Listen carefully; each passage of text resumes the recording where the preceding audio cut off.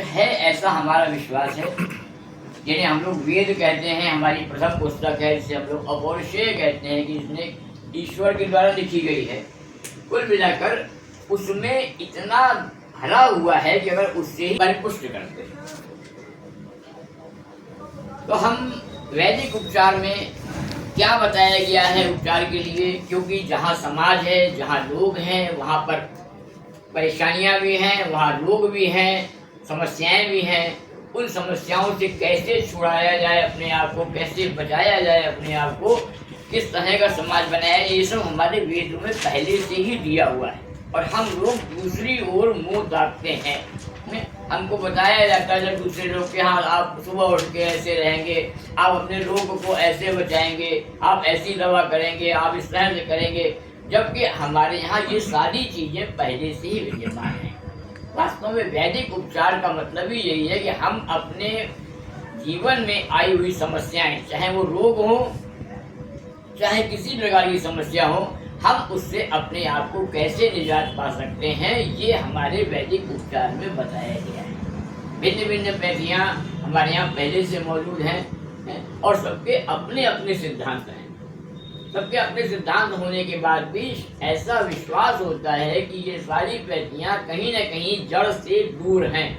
जहाँ से ओरिजिन है, जहाँ से समस्या शुरू होती है, उसको समाप्त नहीं कर पाती। केवल ऊपर के रोगों के जो सिम्टम्स हैं, जो उसके रोग के लक्षण बताए जाते हैं, उन्हीं पर उपचार करते हैं। और जिसके चलते रोग तो पूरा नहीं जाता, हाँ रोग दब जाता है, उस पर पुनः दूसरे रूप में सामने आता है। अपनी दैनिक दिनचर्या में भी हम लोग रोज नई नई समस्याओं से जूझते रहते हैं, जबकि कहीं ना कहीं उसका कारण हम लोग स्वयं ही होते हैं। ऐसा हमारे वेदों में जो ऋचाएं लिखी हैं उनके अनुसार बात कर रहे हैं। तो आज हम लोग उसी पर ही केवल एक चर्चा कर रहे हैं कि वैदिक उपचार में जो अथर्ववेद है, अथर्ववेद के रोग निवारक सूक्त में जो ऋचाएं दी गई हैं उन पर हम लोग यहाँ पर चर्चा करेंगे। अब हम लोग ऐसा मानते हैं कि जो भी हम लोग कार्य करते हैं वहाँ पर हम आवाहन करते हैं, अच्छी शक्तियों को बुलाते हैं, हम लोग पॉजिटिव माइंड की बात करते हैं, हम लोग सकारात्मक सोच की बात करते हैं। तो जहाँ पर सकारात्मकता आती है, नकारात्मक भी वहाँ पे अवश्य आने लगती है, उसको रोक नहीं सकते। जहाँ भी हम किसी चीज़ को आकर्षित पैदा करते हैं, किसी को बुलाते हैं, तो जरूरी नहीं है कि वहाँ सिर्फ सकारात्मकता ही आए, नकारात्मकता भी आता है।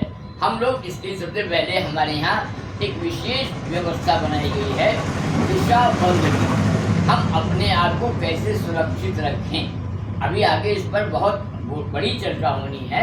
अभी इसको हमने बहुत शार्ट में बताया है, क्योंकि हम इस समस्या को यहीं पर सुलझाते हुए आगे बढ़ेंगे, यानी थ्योरी और प्रैक्टिकल एक साथ करते हुए बढ़ेंगे। तो हम दीपाली से कहेंगे पहले हम लोग यहाँ पर एक मंत्र बोलेंगे, जो मंत्र हम लोग आगे भी बराबर बोलेंगे, बार बार हमको यूज करते हैं, उसके बारे में भी चर्चा करेंगे। उसको बोल के हम अपने आप को सुरक्षित करें कि जब हमारे यहाँ पर अच्छी शक्तियाँ बैठी हैं तो नकारात्मक शक्तियाँ ना आए। इसके लिए भी हम लोग अक्षत ले लेते हैं भाई और उसको बोलेंगे। सबसे पहले एक बार हम लोग गायत्री मंत्र का उच्चारण करेंगे। जो गायत्री मंत्र हम आगे भी बताएंगे, उसके बारे में अभी से बताने की आवश्यकता इसलिए भी नहीं है कि अगर हम अभी से बताएंगे तो अभी और लोग भी आएंगे, फिर उनको दोबारा बताना पड़ेगा। तो आइए हम लोग सबसे पहले सभी लोग एक साथ गायत्री मंत्र का उच्चारण करें और उसके बारे में समझेंगे बाद में।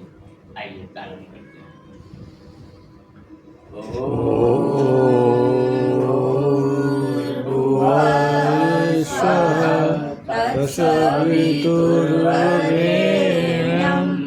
भर्गो देवस्य धीमहि धियो यो न प्रचोदयात्। हम जहाँ बैठे हैं हम अभी आवाहन करेंगे, सूक्ष्म संरक्षण प्राप्त करेंगे उन देवी आत्माओं का जिनको हम बुलाएंगे हैं, क्योंकि उनसे हमारे अंदर सकारात्मकता बढ़ेगी। तो हम सबसे पहले ये जानते हैं, अभी जो मैंने बताया कि जो सकारात्मकता आती तो नकारात्मकता भी आती है, और हम प्रयास करेंगे कि नकारात्मकता ना आए। इसलिए हम दिशाबंद की एक व्यवस्था हमारे यहाँ की जाती है, इसको हम परंपरा के रूप में स्वीकार करेंगे। आइए हम लोग सबसे पहले करते हैं। ओम पूर्वे रक्षतु वाराः आग्नेयं गरुडध्वज दक्षिणे पद्मनाभस्तु नैऋत्यं मधुसूदन पश्चिमे चैव गोविन्दो वायव्यां तु जनार्दन उत्तरे श्रीपते रक्षेत् ऐशान्यां हि महेश्वरः ऊर्ध्वं रक्षतु दातावो यदोऽनन्तश्च रक्षतु अनुक्तमपि यति स्थानं रक्षतीशो ममादिदृक् अपसर्पन्तु ते ये भूता भूमि संस्थिता ते भूता विघ्नकर्तारा ते गच्छन्तु शिवाज्ञया अपक्रामन्तु भूतानि पिशाचाः सर्वतो दिशं सर्वेषां विरोधेन यज्ञ कर्म समारभे यज्ञ कर्म समारभे। अभी आप लोगों ने पूरे श्लोक में देखा यज्ञ कर्म समारभे। यज्ञ का अर्थ सिर्फ यही नहीं कि हम हवन करने जा रहे हैं, हम अग्नि जला करके बैठ जाते हैं। जीवन भी अपना यज्ञ है और जो भी सामूहिक कार्य हम लोग परिश्रम करते हैं जो भी जीवन में, वो सब यज्ञ ही है। और हम लोग यहाँ पर भी बैठे हैं वो किसी सकारात्मकता को उत्पन्न करने के लिए, एक शक्ति अर्जित करने के लिए जो सबके काम भी आएगी और अपने काम भी आएगी, उसको अर्जित करने के लिए बैठे हैं। तो ये भी एक प्रकार का यज्ञ ही है।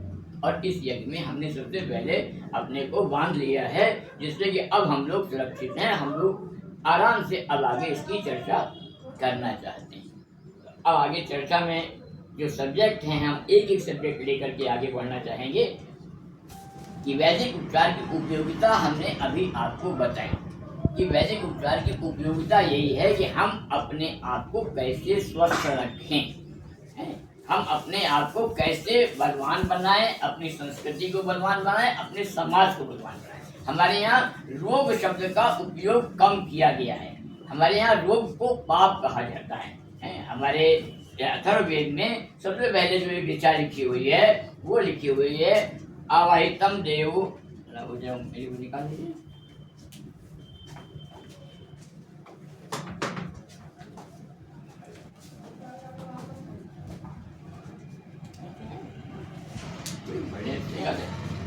उसमें दिया हुआ है उत देवा अवहितम देवा उन्नयथा पुनः उतागच्छकृष्ण देवा देवा जीव था पुनः। हे देवगण, हम पतितों को बार बार ऊपर उठाएं।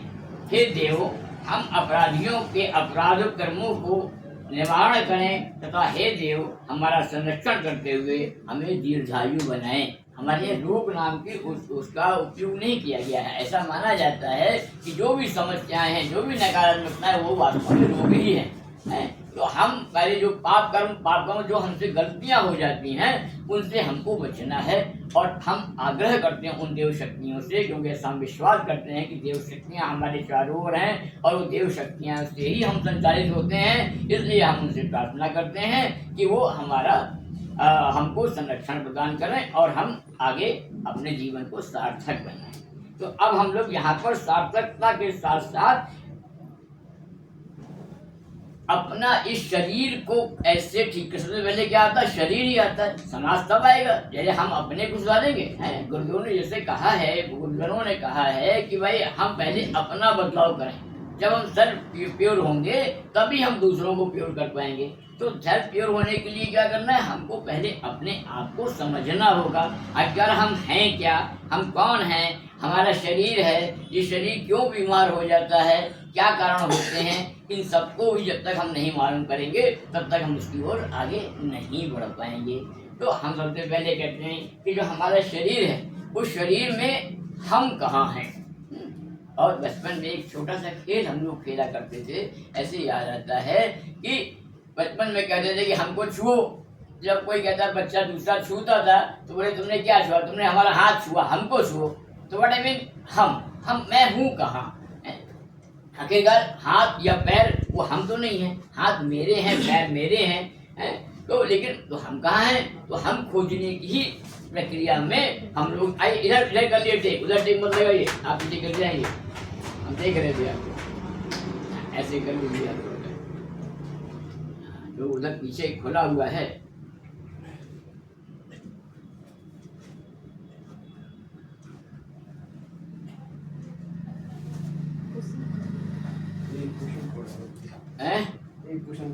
कोई नहीं, गिरिया बात रुक जाएगी।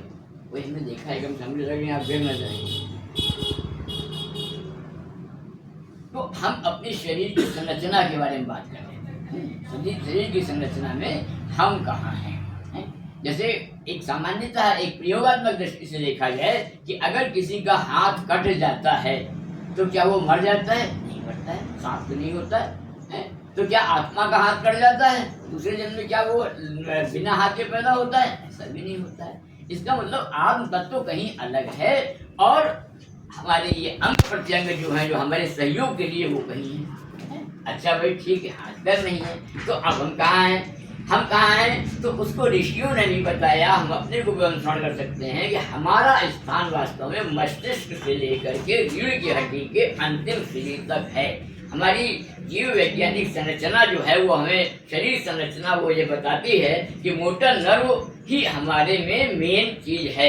अगर हाथ कट जाए, पैर कट जाए तो उसके बाद जीवित रह सकता है व्यक्ति, लेकिन अगर किसी को कमर से, गर्दन से या सीने से किसी को बीच से काट दिया जाए तो फिर उसका जीवित रहना बहुत देर संभव नहीं होता है। वो तभी तक संभव रहता है जब तक उसके शरीर में उन पोषक तत्वों की उपस्थिति रहती है, और जैसे ही वो समाप्त होने लगता है तो वहाँ से आदमी का कोई इलाज नहीं किया जाता, कुछ क्षणों में ही वो आदमी वहाँ से निकल देता है। तो अब स्थिति में यह है कि हम रीढ़ की हड्डी को महसूस करते हैं, जो हमारे ध्यान या हमारे योग में या हमारे चिकित्सकीय कार्य में सबसे पहले क्या देखा जाता है कि हम अपने आप को रीढ़ की हड्डी में महसूस करें कि हम कहाँ हैं। हमारे आध्यात्मिक ज्योतिषी या हमारे आध्यात्मिक विद्वान भी यही बताते हैं कि हमारे शरीर में जो रीढ़ का स्थान है वही मुख्य है। अब रीढ़ के स्थान में मुख्य क्या है? रीढ़ के स्थान में मुख्य है हमारा मोटर नर्व, जो हमारा नर्वस सिस्टम है, जो हमें सेंस पैदा करता है, जो हमारे शरीर में सेंस लाता है, वो मोटर नर्व। उसको अध्यात्म में हमने 3 भागों में विभक्त कर दिया है, जिसको हम कहते हैं इड़ा, पिंगला और सुषुम्ना। ये आप लिख सकते हैं, आपको मालूम ही होगा, ऐसी कोई बात नहीं है। तो इड़ा, पिंगला और सुषुम्ना वास्तव में बाईं ओर इड़ा और दाईं ओर पिंगला और बीच में मध्य में सुषुम्ना है, जिसको जन भाषा में हम लोग बोल देते हैं कि एक गर्म, एक ठंडा और एक मध्य। तो जो भी हमारे रोग होते हैं वो सबसे ज़्यादा यहीं से ही प्रभावित होते हैं। सबसे ज़्यादा जब हमारे रीढ़ की हड्डी में, जब हमारे ये जो नर्वस सिस्टम पर जब प्रहार होता है, वहीं से हम बीमार होना शुरू होते हैं। आज हमारा फिजियोथेरेपी, एलोपैथी, होम्योपैथी भी अगर आप देखें तो वो भी यही बताते हैं कि अगर आपको स्वस्थ रहना है तो अपनी रीढ़ की हड्डी को आपको स्वस्थ रखना पड़ेगा। पॉस्चर हमारा सबसे पहले खराब होता है, वहीं से किसी प्रकार की बीमारियों का प्रारंभ होता है। और सबसे बड़ी वजह पॉस्चर खराब होता है तो इम्यूनिटी कम होती है, क्योंकि परमात्मा ने सभी शरीरों में जो इम्यूनिटी पावर जो दी हुई है उसकी एक लेवल है जो बाहर से आने वाले रोगों से हमको बचाता है। जब वो कमजोर हो जाता है तो वहीं से रोगों का आना शुरू हो जाता है। तो आज हम लोगों ने इसमें यही पढ़ रहे हैं कि अगर हम अपनी रीढ़ की हड्डी को स्वस्थ रखें, अपने आप को परिपुष्ट रखें, तो निश्चित ही हम उसमें अपने आप को ठीक कर सकेंगे, स्वस्थ कर सकेंगे। अब और डीप जाते हैं तो हम देखते हैं कि हमारे इस रीढ़ की हड्डी में सर से लेकर के रीढ़ की हड्डी के अंतिम सिरे तक, जहाँ पर दोनों पैर मिल रहे हैं, वहाँ तक 7 स्टेशंस भी हैं मेन। ऐसे तो बहुत सारे स्टेशंस हैं। आप जैसे कभी ट्रेन में जाते हैं तो आप देखते हैं बहुत सी जगह पे ऐसी ट्रेन होती है और रुकती नहीं है, बहुत जगहों पे रुकती हुई चलती हुई है। तो ऐसे ही बहुत सारे हमारे शरीर में भी जो प्राण गति कर रहा है, प्राण का काम नाम ही गति है, प्राण उसी कहते हैं जहाँ गति है। तो वो जो गति कर रहा है वो रीढ़ की हड्डी में जहाँ पर है, उनमें 7 स्टेशन पाए जाते हैं। ऐसे 7 चक्रास, हम उसको चक्र कह देते हैं। अब अपनी भाषा है कि अब उसको कुछ और नाम भी दिया जा सकता था, 7 केंद्र भी कहे जा सकते थे, लेकिन उनमें विशेषताएं हैं। उन जगहों पे हमको उनकी जानकारी होनी आवश्यक है। ये अभी हम आपको ब्रीफ बता रहे हैं, फिर इसको डिटेल में शुरू करेंगे। तो ब्रीफ में इन्होंने 7 चक्रास हैं। 7 चक्रों में सबसे पहले जिस चक्र को हम बाद में बताएंगे, क्या कहते हैं शैलेश जी, क्या बोलते हैं? मूलाधार। मूलाधार है ना, सबसे उसको बोलते हैं मूलाधार चक्र, यानी कि दैट्स ए बेस। अगर बॉडी का बेस जो है वो मूलाधार चक्र है। अगर मान लीजिए किसी को कहीं हाथ या पैर में चोट लग जाती है तो उसको कोई चलने फिरने में उतनी दिक्कत है। हाँ, किसी की रीढ़ की हड्डी में चोट है, डॉक्टर कहता है भाई अब आपको बिल्कुल rest on bed, you can't move, आप चल नहीं सकते हैं। क्यों? क्योंकि आपका जो है आइए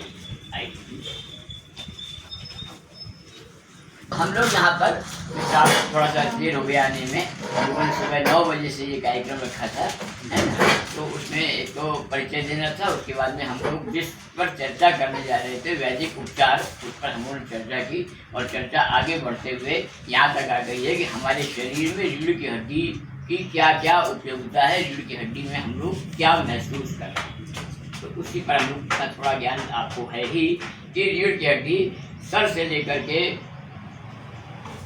रीढ़ के अंतिम सिरे तक, जहाँ पर दोनों पैर मिल रहे हैं, वहाँ पर 3 नाड़ियाँ और 3 नाड़ियों में मध्य में सुषुम्ना और सुषुम्ना में 7 चक्र हैं। हम लोग यहाँ तक आते हैं, इसके आगे हम आपसे जाएंगे। आप कोई पेन और कॉपी आपको दे दीजिए, इनका वो लिख लीजिए, नाम भी लिखवा लीजिए, ये बराबर देते जाइए। मालूम है उसमें राजन भाई तो नाम और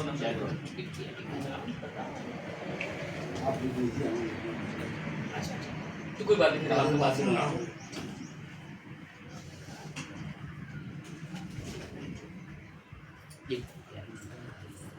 तो सबसे नीचे जो कथन चक्र है उसको मूलाधार चक्र कहते हैं। मूलाधार चक्र, हर चक्र की अपनी अपनी विशेषताएं भी है ना, अलग अलग उनमें कमल के पत्ते की तरह अलग अलग पंखुड़ियां भी हैं और उन प्रत्येक पंखुड़ियों को गवर्न करने वाले कुछ अक्षर भी हैं। ये अभी आगे आपको डीप में बताया जाएगा कि उसमें हर एक में कितने हैं। हर चक्र का अपना अपना एक रंग भी है, हर चक्र के अपने अपनी एक पहचान है जिससे वो क्या करता है शरीर में किस। तो जैसे एक ऑफिस होता है उसमें तमाम सारे डिपार्टमेंट होते हैं, तो हर डिपार्टमेंट का अलग अलग मैनेजर होता है। ऐसे हर चक्र जो है वो अलग अलग चीजों को भी उद्बोधित करता है। मूलाधार चक्र को पृथ्वी तत्व कहते हैं। पृथ्वी तत्व आधार तत्व है। हम कैसे बैठते हैं, कैसे उठते हैं, कैसे चलते हैं, कैसे बैलेंस बनाते हैं, सबसे ज्यादा हमारा वहीं से ही स्थान होता है। अब आध्यात्मिक भाषा में बहुत सारी चीजें हैं, वहाँ पे कुंडलिनी का क्षेत्र है। कुंडलिनी एक ऐसी आद्या शक्ति है अपने शरीर में, हर शरीर में, जो जिसकी जितनी ज्यादा जागृत होती है वो उतना बड़ा ऋषि बन जाता है। तो अब कहने मतलब जैसे और ऋषि कह देते हैं और महात्मा की बात होती है कि आप वो कुंडलिनी जगा देते हैं। वास्तव में कुंडलिनी जगाने जैसी कोई चीज नहीं होती, कुंडलिनी सबकी जगी हुई है। अगर कुंडलिनी नहीं सो जाएगी तो निश्चित आदमी जीवित ही नहीं रहेगा, वो केवल सांस लेगा, वो कुछ सोच भी नहीं सकता, वो कुछ कर भी नहीं सकता। लेकिन कुंडलिनी किसकी कितनी जागृत है ये निर्भर करता है। हमारे वैज्ञानिक बताते हैं कि हम अपने मस्तिष्क का 10 से 12% ही हम यूज करते हैं, बाकी हमारा 88% जो है वो बिल्कुल बेकार चला जाता है। उसी में 12 में जो कभी 13% हो जाता है, 14 है, तो वो सुपरमैन हो जाता है। इसमें बहुत खोज के विषय हैं, आज भी खोजने का विषय है। पहले भी था, ऋषियों ने बहुत खोजा और हम भी उसी क्रम में आगे बढ़ते रहते हैं। इसके बाद हम लोगों के पास एक मूलाधार चक्र के बाद क्या आता है, स्वादिष्ठान चक्र आता है। स्वादिष्ठान चक्र क्या है, वो हम अपने स्वयं को निर्धारित करते हैं। वहाँ पर स्वयं को जिसने बेस बनाया उसने स्वयं को निर्धारित किया, वहाँ से हम निर्माण कार्य भी करते हैं। जहाँ से जीव का पहला जो 10 बताए गए हैं जीवित रहने के लक्षण, कि ना वो सांस लेते हैं, ना वो चलते हैं, ना वो खाना खाते हैं, उत्सर्जन करते हैं या अपने जैसे जीवों को पैदा करते हैं। तो स्वादिष्ठान चक्र जो है निर्माण का क्षेत्र है। उसके और ऊपर बढ़ते हैं तो हमारे पास क्या आ जाता है, मणिपूरक क्षेत्र आ जाता है। मणिपूरक क्षेत्र का अपना एक महत्व होता है। अभी हम इसको उसमें बता रहे हैं क्योंकि वास्तव में इतना बड़ा क्षेत्र है कि एक दिन में पूरा होना बहुत मुश्किल है। लेकिन फिर भी मूला जो मणिपूरक चक्र है, मणिपूरक चक्र जो है वो पोषक तत्व है, उसको अग्नि तत्व बोलते हैं। अग्नि तत्व का कार्य क्या है, पाचन करना। अग्नि का काम जलाना होता है, जला करके बिखेरना होता है। आग हम लोग क्यों उसको, हम लोग अग्नि के पुजारी हैं। क्यों पुजारी हैं? इसीलिए कि अग्नि हमेशा ऊपर उठना सिखाती है। अग्नि से कोई चीज जो भी उसमें डाली जाती है उसको अपना लेती है। चाहे आप कुछ भी चीज डालिए, आफ्टर ऑल आग वही बन जाएगी। अग्नि क्या करती है, अपने बाद कुछ रखती नहीं है, वो सबको फैला देती है। यदि किसी ऋषि ने कभी किसी से एक परीक्षा ली कि बोले साहब थोड़ा सा प्रसाद है वो 50 को बांटना है, बोले क्या किया जाए, कैसे किया जाए, उन्होंने थोड़ा थोड़ा दिया, फिर और ज़्यादा लोग बुला लिए, बोले अब इतना ही प्रसाद है, किसी को बांटो, तो उसने आग जाए उसमें डाल दी, तो सारा गंध जो है सबके पास पहुंच गई। तो ये तत्व जो है वो पोषक तत्व है। हम लोग कोशिश करेंगे आगे से समय से रहने की। हाँ, कॉपी होगी इनको कॉपी। वही बता रहे थे कि वो पोषक तत्व है, वहां से हम अपना पोषण प्राप्त करते हैं, वहां से भी शारीरिक संतुलन भी प्राप्त करते हैं। आपने देखा होगा किसी की नाभि हट जाती है, बहुत सारे रोगी आपको मिलते हैं तब नाभि हट गई। नाभि हटने का अर्थ क्या है, क्योंकि वो नाभि का जो चक्र है, जो मणिपुर चक्र है, उसका संतुलन है, अगर वो अपनी जगह से हट जाएगा तो उसका प्रभाव पूरे शरीर में पड़ेगा।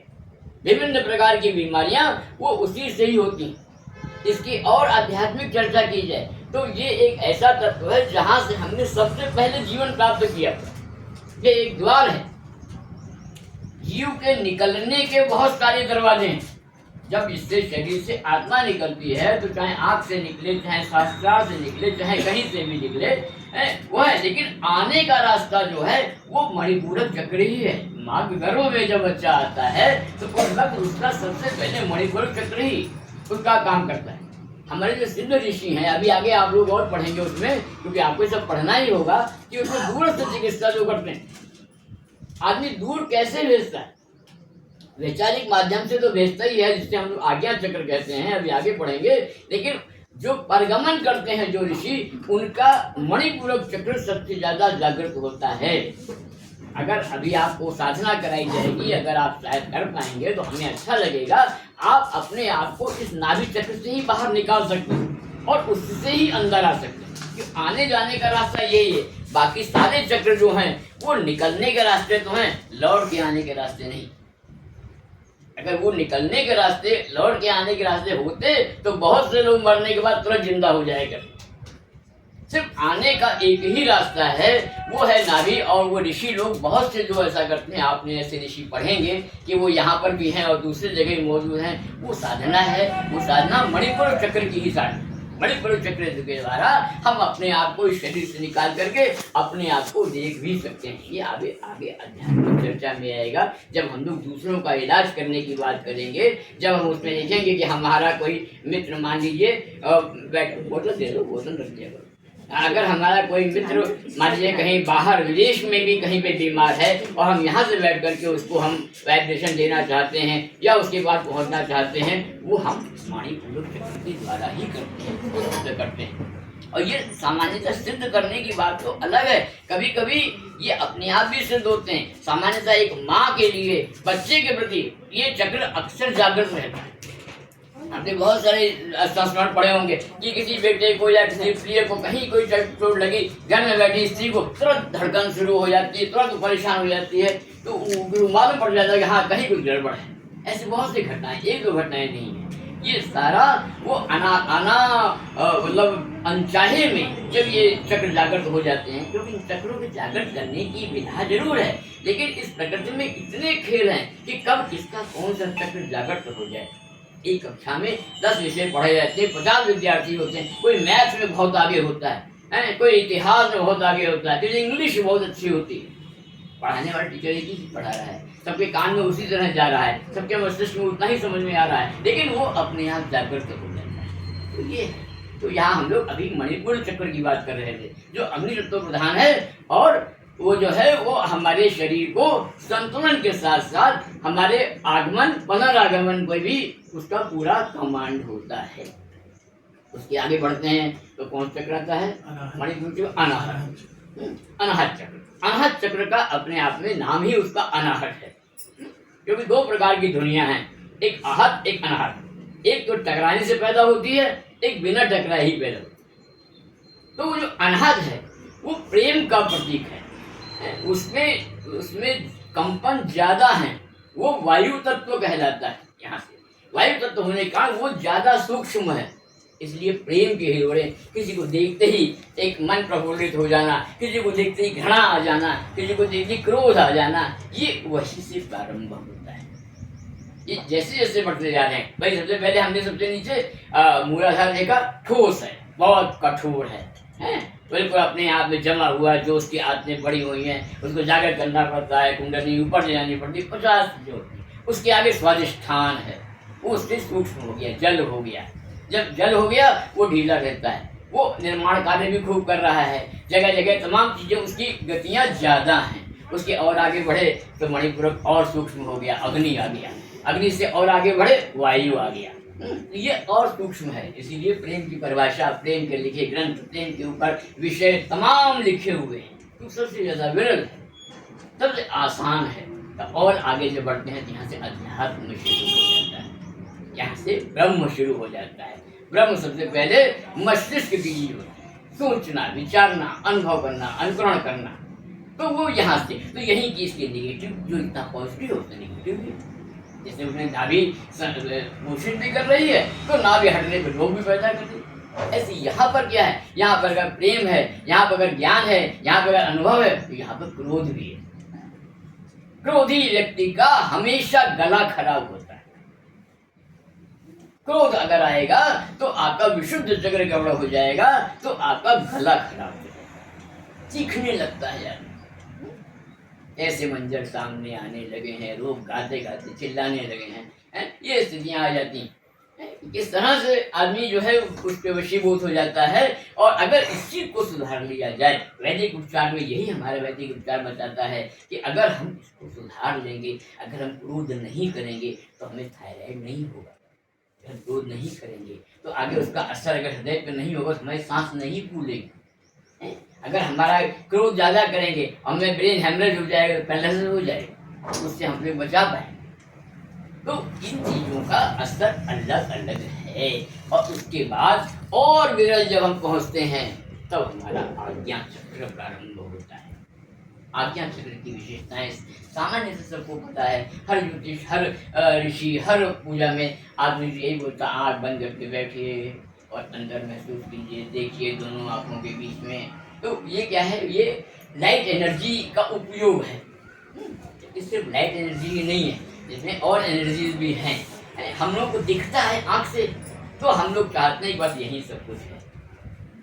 और उसको जब विरल ले जाते हैं तो हमारा सोच शुरू हो जाती है, वहाँ से विचार, इमेजिन शुरू हो जाता है। सहस्त्रार चक्र वो हमारे ब्रह्मांड से मिल जाता है, वो हमारे कॉस्मिक एनर्जी जिसे ब्रह्मांडीय ऊर्जा कहते हैं, जहाँ से देव शक्तियाँ प्रारंभ होती हैं, उनसे बातचीत करनी शुरू होती है, वो हमारे सहस्त्रार चक्र से प्रारंभ होती है। तो हम हर चक्र की अलग अलग ऊर्जा यहाँ पर करते हैं।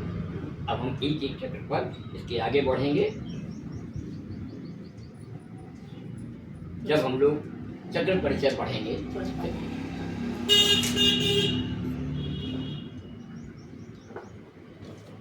हम ये कोई प्रोफेशनल बोलने वाले नहीं हैं।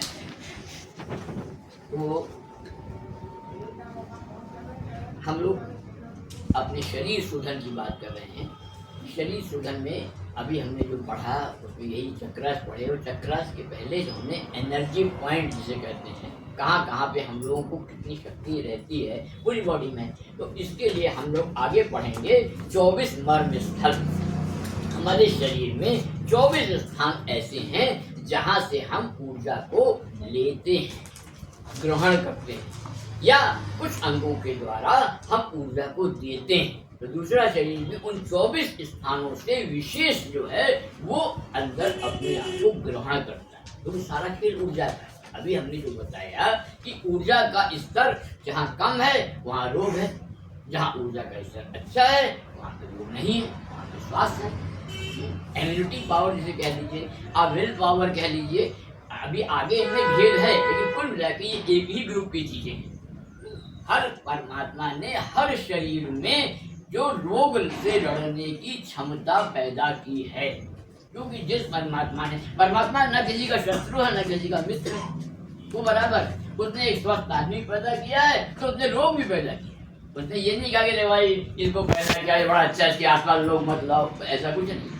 रोग भी वहीं पर, हर कीटाणु, हर बैक्टीरिया, हर चीज आपको सब जगह व्याप्त है, परंतु सब लोग बीमार नहीं पड़ते। क्यों नहीं पढ़ते हैं? क्योंकि प्रत्येक शरीर में उसने लोगों से लड़ने की क्षमता भी दी है, लोगों से लड़ने की क्षमता भी दी हुई। और लोगों से लड़ने की क्षमता जिसे हम इम्यूनिटी कहते हैं, जिसे हम साधना शक्ति भी कह सकते हैं, वो जिसके अंदर जितनी ज्यादा होगी वो स्वस्थ। तो वो साधना शक्ति, वो लोगों से लड़ने की क्षमता के लिए कौन कौन स्टेशन है? वो 24 स्टेशन, 24 मुख्य हैं। इसमें भी और ज्यादा इनके उपभाग भी हैं, वो आगे आपको दूसरे कोर्स में मिलेंगे। लेकिन हाँ, अभी हम 24 जो है वो स्थानों पर चर्चा करेंगे। तो उसमें कौन कौन से हैं? तो उसमें 24 स्थान हैं। सबसे पहले जैसे हमारा मस्तिष्क के आगे और पीछे का, क्या है? मस्तिष्क के आगे और पीछे का, क्योंकि सबसे ज्यादा कार्य हमारे इस पूरे शरीर में जो करता है वो मस्तिष्क ही करता है, इसलिए सबसे ज्यादा सुरक्षा वहीं पे प्रदान की जाती है और सबसे ज्यादा स्टेशन जो है वो वहां पर ही हैं। दूसरा दाएं और बाएं, ये ऐसे भी आता है और ये भी आता है, क्योंकि जो आज्ञा चक्र है और जो उसके ऊपर शास्त्रार्थ चक्र है वो उसको पूरी तरह हमको अपने आप को सुरक्षित करना होता है, या वहीं से आपको ट्रीटमेंट लेना होता है। ब्लैक बोर्ड का इंतजाम किया था, लेकिन वही है कि जब व्यवस्था अब की बार हुई रखेंगे ब्लैक बोर्ड का रख लिया था, लेकिन वही 4 लोग बाद में 3 लोग बाद में तो वो नहीं लिया। हाँ, आगे से रखेंगे। व्हाइट बोर्ड है मेरे पास बड़ा। नहीं, आई हैव वो ऊपर रखा हुआ है। चौक भी ले आए थे, हम सब कुछ कर लिया था, लेकिन वो बस सुबह दिखाई पड़ा। 2 ही लोग बैठे हैं, तो 2 ही लोग बैठे देखेंगे, वैसे 4 लोग बैठे, 4 लोग बैठे भाई, एक समय से एक साथ क्लास शुरू होगी तो उसका एक आनंद अलग होगा। है कोई अभी बहुत हम लोग अपने उस पर न जाए, आगे से और अच्छा करेंगे। तो मस्तिष्क का आगे पीछे का हिस्सा, दाएं बाएं का हिस्सा, फिर उसके बाद कान हमारे दोनों जो हैं वो बहुत ज्यादा सेंसिटिव हैं। कानों से विचार सबसे ज्यादा आते हैं, कानों से। कहते हैं कानों सुनी बात, बस शुरू हो गए वहां से। फिर उसके बाद दोनों आंखें, तो 1 2 3 और 4 दोनों आंखें। उसके बाद हम कहाँ से ग्रहण करते हैं, कहाँ से विसर्जन करते हैं? नाक। सांस की गति सबसे ज्यादा हमको प्रभावित करती है। और उसके बाद जो प्रभावित करती है किसी भी झगड़े लड़ाई में, क्या लड़ाई क्या करती है? मुंह। सबसे ज्यादा मुंह। कुछ बात नहीं कह दिया तो बात जूता दांत शुरू। बावली करके आप तो कहते इधर भाई और जूती खाए कपाल, वही चीज है ना? तो वो ये 1 2 3 4 5 5 ये 5। उसके बाद हमारा स्थान आता है गले का। गले को कहीं से भी आप पकड़ के वहां से आपको ट्रीटमेंट देना होगा या अपने आप को ट्रीटमेंट लेना होता है। फिर उसके बाद शोल्डर, दोनों कंधे, दोनों कोहनी, दोनों हथेली।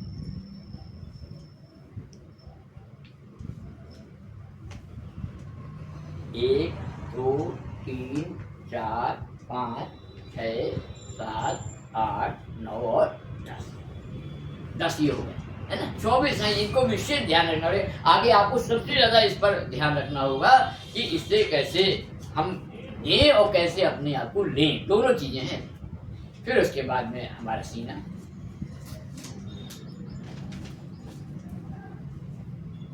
उसके बाद आता है हृदय। क्रम बराबर याद रखिए। और हृदय भावनात्मक रूप से, परिसंचरण रूप से, लेकिन उसके बाद यहाँ से शुरू होगा पाचन, तो हमारा लीवर, यकृत। तो कितने हो गए? 1 2 3 4 5 6 7 8 9 10 11 12 और 13 हुए हैं, एकदम तो नहीं है? उसके बाद हमारा आमाशय, जहाँ पे हम भोजन को पचाते हैं।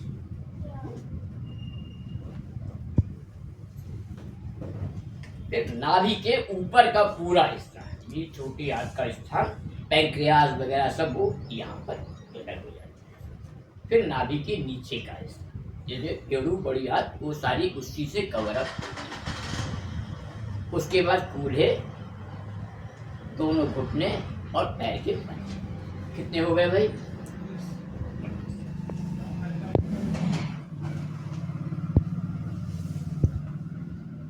ठीक है, 19 हो गए।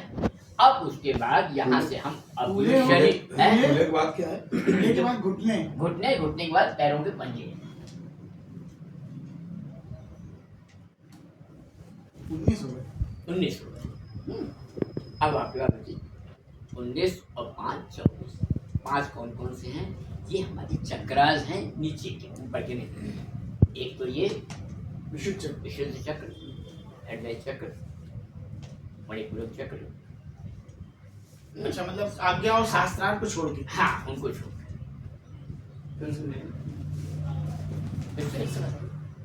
विशुद्ध गला, हृदय, नाभि। हाँ, तो अभी उस अंग के चलता है। अब कितने हो गए? हृदय चक्र और अनाहत चक्र एक ही है। हाँ, नहीं, हृदय चक्र, हाँ जी हाँ, एक ही। अब कितने हो गए? अगर अलग अलग तोड़ दिया तो हैं? चक्र अगर अलग अलग किए तो 24 हो गए, वैसे 20 हुए। 20 हुए भी, है ना? अब उसमें एक और रह गया है, वो बड़े क्या बोलते हैं, मूलाधार। बस उसको सामान्यतः ऐसे रख लेते हैं और उसको महसूस करते हैं बस। अब इसी उप चक्र जब आप बढ़ा लेते हैं तो उसमें आप चाहे तो किडनी पे अलग से कर सकते हैं, आप चाहें तो स्वादिष्ठान पे अलग से कर सकते हैं। ये उप में आ जाए। इससे 24 आप इनको नियंत्रित करें। एक बार डॉक्टर साहब फिर से उप में क्या है? उप में किडनी है, क्या नाम, ब्लैडर है, इसको अगर करना है वो कभी नाभि में समझ आ जाता है। एक अलग से भी आपको डिजीज ऐसी होती है कभी कभी, तो उनको आपके अलग से ये होता है।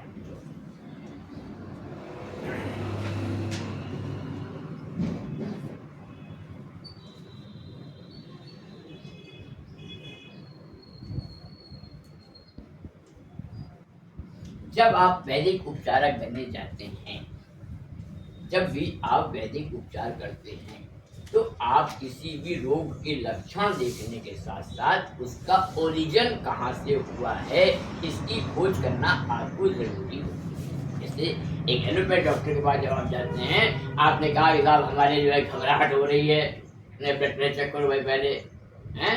मैंने कहा साहब हमें जो है वो बार बार टॉयलेट जाना पड़ रहा है, बोले पहले ब्लड शुगर चेक कराओ। तो हर चीज का एक उसका रास्ता है। तो हम लोगों के लिए जब भी कोई सिम्टम बताता है तो उसके इन ग्रुप में जो हमारे यहाँ कई चीजें अलग अलग हैं कि जैसे या तो क्रोध से कोई रोग पैदा हो रहा होगा, या ईर्ष्या से पैदा हो रहा होगा, या घृणा से पैदा हो रहा होगा, या क्या नाम शॉर्टकट से पैदा हो। कभी कभी जीवन की पद्धतियाँ इतनी गलत हो जाती हैं, जो मेन हम लोग कहते हैं आजकल जो सबसे बड़ी बीमारी है शॉर्टकट है। आदमी एक रातों रात बहुत बड़ा बन जाना चाहता है। आप कहीं भोजन करने आए, बोले भोजन, बोले 56 तरह का खाना रख दिया जाएगा। 56 खाना क्यों रख दिया जाएगा? अरे यार एक और खाएगा, खाने तो नहीं होना है, आम भले आदमी दिखाई पड़ जाएंगे, ये शॉर्टकट हो जाता है।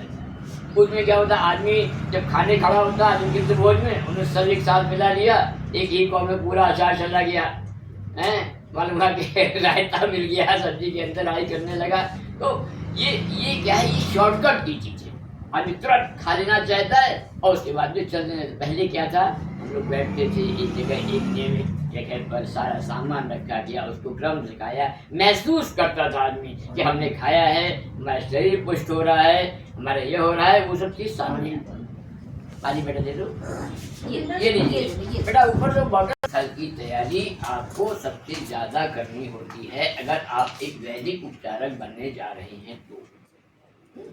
और वैदिक उपचारक बनने के लिए इन 24 मर्म स्थल के साथ हम अपने मानसिक रूप से हम कौन कौन से प्रकार के बीमार हो रहे हैं इसकी जानकारी अभी हमने बताया। ईर्ष्या, द्वेष, बड़ा है या शॉर्टकट, इन पर हम चर्चा आगे करेंगे।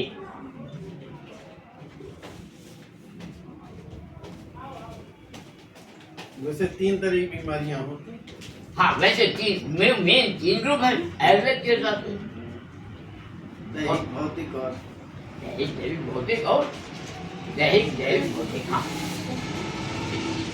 तो अब उसमें उसको ग्रुप हैं कि दैहिक जो हमारे शरीर से संबंधित खान पान आचार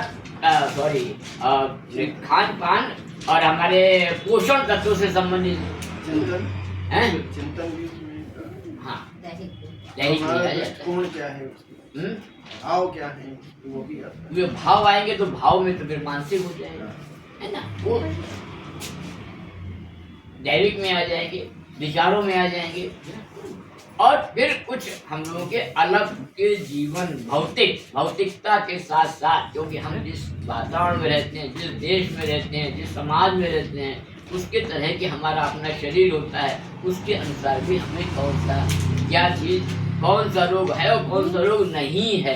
कभी कभी कोई रोग नहीं होता, जबरदस्ती लगता है, जैसे हमें आलू चावल नहीं, तो हमें उस पर भी अपने आप को ध्यान में रख करके तब उसके बाद, और इलाज इन्हीं 24 जो है मेन उन्हीं से ही होना है, या कहीं कहीं स्पेसिफिक कोई भी रोग है तो उस पर अलग से अध्ययन करने के बाद उस पॉइंट को उप जिसे बोलते हैं उप पॉइंट जो है उनके उन पर आपको देना होगा।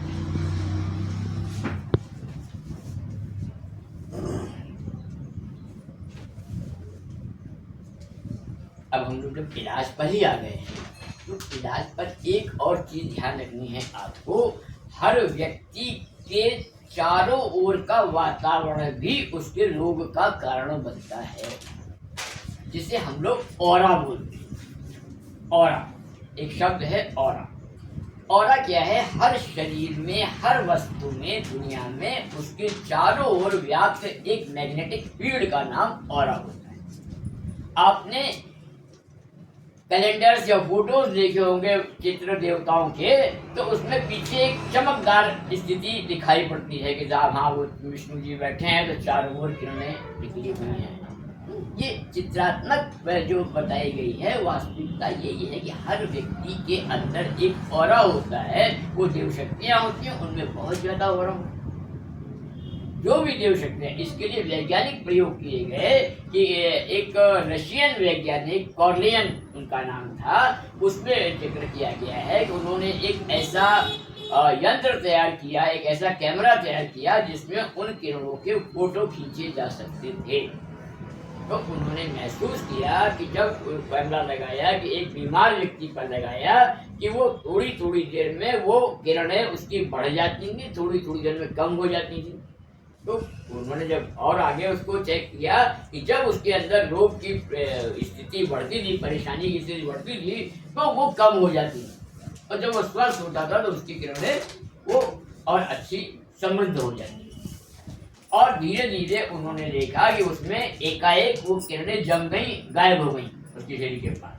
तो उन्होंने कहा कि उसमें क्या है, उसने चेक किया गया तो मालूम हुआ वो आदमी मर चुका है। यानी कि हर चीज में ऑरा की ये जीवन तत्व की बात है। फिर उस पर और प्रयोग किए गए तो जो सामान्य निर्जीव चीजें हैं उनमें भी कहीं ना कहीं ऑरा होता है। उनका ऑरा अलग ढंग का होता है, लेकिन होता है। हर एक में एक मैग्नेटिक फील्ड, एक मोबाइल भी रखा है, एक टेबल भी, एक गिलास भी रखा हुआ है, उसके चारों ओर एक मैग्नेटिक फील्ड बनती रहती है और वो ही उसको स्थिति प्रदान करती है। एक प्रयोग किया गया कि एक बार कोऑर्डिनेट फोटोग्राफी करते हुए एक पत्ती पेड़ में लगी हुई थी, उसका फोटो खींचा गया और उसके बाद उस पत्ती को काट करके फेंक दिया गया। तो कोऑर्डिनेट फोटोग्राफी में दिखाई पड़ा कि वो जहाँ फेंकी गई वहां तक एक रेखा सी उसकी बनी हुई थी। यानी कि वो ऑरा जो है, वो मैग्नेटिक फील्ड जो है, अगर दूर कर दी जाए तो वहां तक भी उसका असर कुछ समय तक बना रहता है।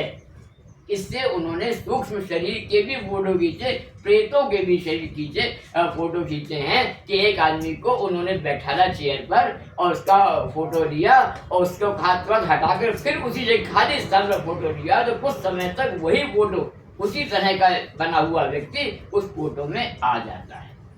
यानी कि हर व्यक्ति का ऑरा उसके साथ चलता है, हटने पर एकदम साथ नहीं जाए, वो वहां पर भी उसका असर दिखाई पड़ता रहता है। तो वह ये ऑरा है क्या? ये ऑरा शरीर के अंदर जो हमारा जीवित तत्व है उसकी मैग्नेटिक फील्ड है। वो कमजोर होने पर हमारे शरीर में रोगों की लड़ने की क्षमता कम हो जाती है, और उसको समृद्ध होने पर, बड़े होने पर, तेज होने पर, सशक्त होने पर वो व्यक्ति ज्यादा शक्तिशाली होता है। इसको और अन्य हम लोगों ने जैसे महसूस करते हैं कि कहीं कहीं कोई ऋषि स्तर के लोग जब आते हैं तो एक अलग इन्वायरमेंट क्रिएट हो जाता है, क्योंकि उनका ऑरा इतना अच्छा होता है कि वो दूर तक उनका असर रहता है। कभी कभी रामायण में भी तुलसीदास ने लिखा है कि विश्वरत एक प्राण हर लेही और मिलत एक दुख दारुण देही। बहुत से ऐसे हैं कि जब वो छूटते हैं तो लगता है यार कैसे जीवन जिएंगे, तो जा रहे हैं। और बहुत से ऐसे रास्ते मिल गए, अरे बाप रे बाप, ये दिख गए, अब तो कल्याण है। मिलते ही वो जो है, क्योंकि उनका ऑरा इतना नेगेटिव होता है कि उससे आदमी जो है वो परेशान हो जाता है। तो उसको जब हम लोग थेरापेटिक चिकित्सीय क्षेत्र में इस तत्व का इस्तेमाल करते हैं तो एक वैदिक चिकित्सक को ये ध्यान रखना चाहिए कि हर व्यक्ति के रोगों के सिम्टम लेने के बाद उसके ऑरा जरूर चेक करना चाहिए। ऑरा चेक करके हम उसके शरीर में कहाँ पर, किस स्तर पर कितना रोग है, इसको हम ग्रहण कर सकते हैं। पूरे बॉडी में उसका चेक करने का एक तरीका होता है। अपने हाथों को पहले सेंसिटिव किया जाता है, तो सेंसिटिविटी जरूरी है। जब सेंसिटिव हाथ होंगे तभी आप उसको महसूस कर पाएंगे। अगर सेंसिटिविटी कम होगी तो आप महसूस नहीं कर पाएंगे। बहुत से ऐसे आप देखें, किसी को बहुत ज़्यादा गर्म लगता है, जरा सा छुआ मालूम पड़ा, हाँ भाई ऐसा है वैसा है, जो भी है। बहुत से लोग को उठाया, कढ़ाव रख दिया, उठा करके क्या होता है, सेंसिटिविटी खत्म हो जाती है वहाँ की, वो उनको महसूस नहीं होती है। तो अब हम अगर अपने आप को डिजीज ठीक करने के लिए एक चिकित्सक के रूप में प्रयोग कर रहे हैं तो सबसे पहले अपनी सेंसिटिविटी हमको बढ़ानी होती है। और वो सेंसिटिविटी बढ़ाने का तरीका ही वास्तव में मेडिटेशन, हम लोगों ने मेडिटेशन किए हैं, क्लास किए हैं, वो मेडिटेशन में भिन्न भिन्न रूपों में उस सेंसिटिविटी को बढ़ाने का ही कार्य किया जाता है। आंख बंद करके सोने का नाम मेडिटेशन नहीं होता है, आंख बंद करके जगते रहने का काम भी मेडिटेशन होता है। अभी आगे हम लोग उसमें कुछ करेंगे, मेडिटेशन की एक पावर करेंगे। तो उसके लिए हम लोग उसमें और क्या क्या करेंगे, सेंसिटिविटी बढ़ाने के लिए हम अपने आप को मंत्रों से अभिमंत्रित करेंगे। सेंसिटिविटी बढ़ाने के लिए क्या करते हैं, हम मंत्रों से अभिमंत्रित करते हैं अपने आप को। मंत्रों से, मंत्र क्या है, मंत्र एक वाइब्रेशन, और जो सेंसिटिविटी है वो क्या है, वो भी वाइब्रेशन। तो वाइब्रेशंस को वाइब्रेशंस के द्वारा ही तो करेंगे। आपको एक जमीन में गड्ढा खोदना होता है, जमीन को ठीक करना होता है, तो आप एक इंस्ट्रूमेंट लेते हैं, वही ले जाता है। तो उसको उपयोग जो ये जो जितना सूक्ष्म है उसका उपयोग चिकित्सा का कार्य भी उतना ही सूक्ष्म होगा। हमको उस मंत्रों के वाइब्रेशंस के द्वारा अपने अंदर की सेंसिटिविटी बढ़ानी होती है। इसी को हम लोग कह देते हैं। और आगे जो अनजान तत्व है कि हम अपनी श्रद्धा बढ़ा देते हैं। बोले पता नहीं भाई, अपना का विश्वास है भाई, हमको ऐसा लगता है, हम ऐसा करते हैं, तुम्हें लगता तुम ना करोगे। तो ये वास्तविकता क्या है, हमारे अंदर की सेंसिटिविटी कैसी, हमने आपको कितना सेंसिटिव बना रखा है। वो सेंसिटिविटी के द्वारा ही हम आगे आने वाले लोगों को या अपने अंदर होने वाले किसी भी रोग को वो पहचान कर पाते हैं। बहुत से लोग होते हैं कि आप बीमार हैं, उन्हें मालूम है कि आप बीमार हैं, वह तब भी आप खाए पिए चले जा रहे हैं। उन्होंने कहा भाई देखो भी ये नहीं खाना चाहिए, ये नहीं खाना, इससे क्या होता, इससे क्या होता, हम खा रहे हैं, हमको तो रहना है। क्या सेंसिटिविटी नहीं, सेंसिटिव नहीं है, वो बीमारी पे बीमारी बढ़ती जा रही है। अगर आपने अपने आप को सेंसिटिव कर लिया, हाँ यार इससे लगता है ये प्रॉब्लम है, अच्छा भाई हम आज से ये चीज़ नहीं खाएंगे, या हम ऐसे नहीं बैठेंगे, या हम ऐसे अपने जीवन नहीं चलाएंगे, ऐसे नहीं चले फिरेंगे, इस तरह से नहीं। मालूम जैसे हम लोग फिजियोथेरेपी में भाई, हमें कहा आप रीढ़ की हड्डी प्रॉब्लम है, वो आप गड्ढेदार सड़क पर भाई आप चलिए, अरे इसमें क्या होगा, नहीं बोले अब हम तो रोज ऑटो से आते हैं। बोले ऑटो से आते हैं तो भाई आप आगे बैठ जाइए, आगे झटके कम लगेंगे। क्या सेंसिटिविटी तो है ना। अब जिनको सेंसिटिविटी नहीं है, चाहे आगे बैठे चाहे पीछे बैठे, चाहे झटके लगे चाहे कुछ हो, लेकिन वो बीमारी बढ़ जाएगी। लेकिन क्यों बढ़ गई ये समझ में नहीं आएगा। साहब हम तो साहब बहुत बढ़िया, कुछ भी नहीं करते हैं, कहीं जाते आते नहीं, साहब दिन भर लेटे रहते हैं। बोले साहब डंडक गाले गद्दे में टेढ़े बैठ के लेटते हैं तो दर्द हो रहा है। तो उससे क्या होता है? क्यों? सेंसिटिविटी नहीं। सेंसिटिविटी नहीं होने से, तमाम सेंसिटिविटी का ना होना ही अज्ञान का निशानी है।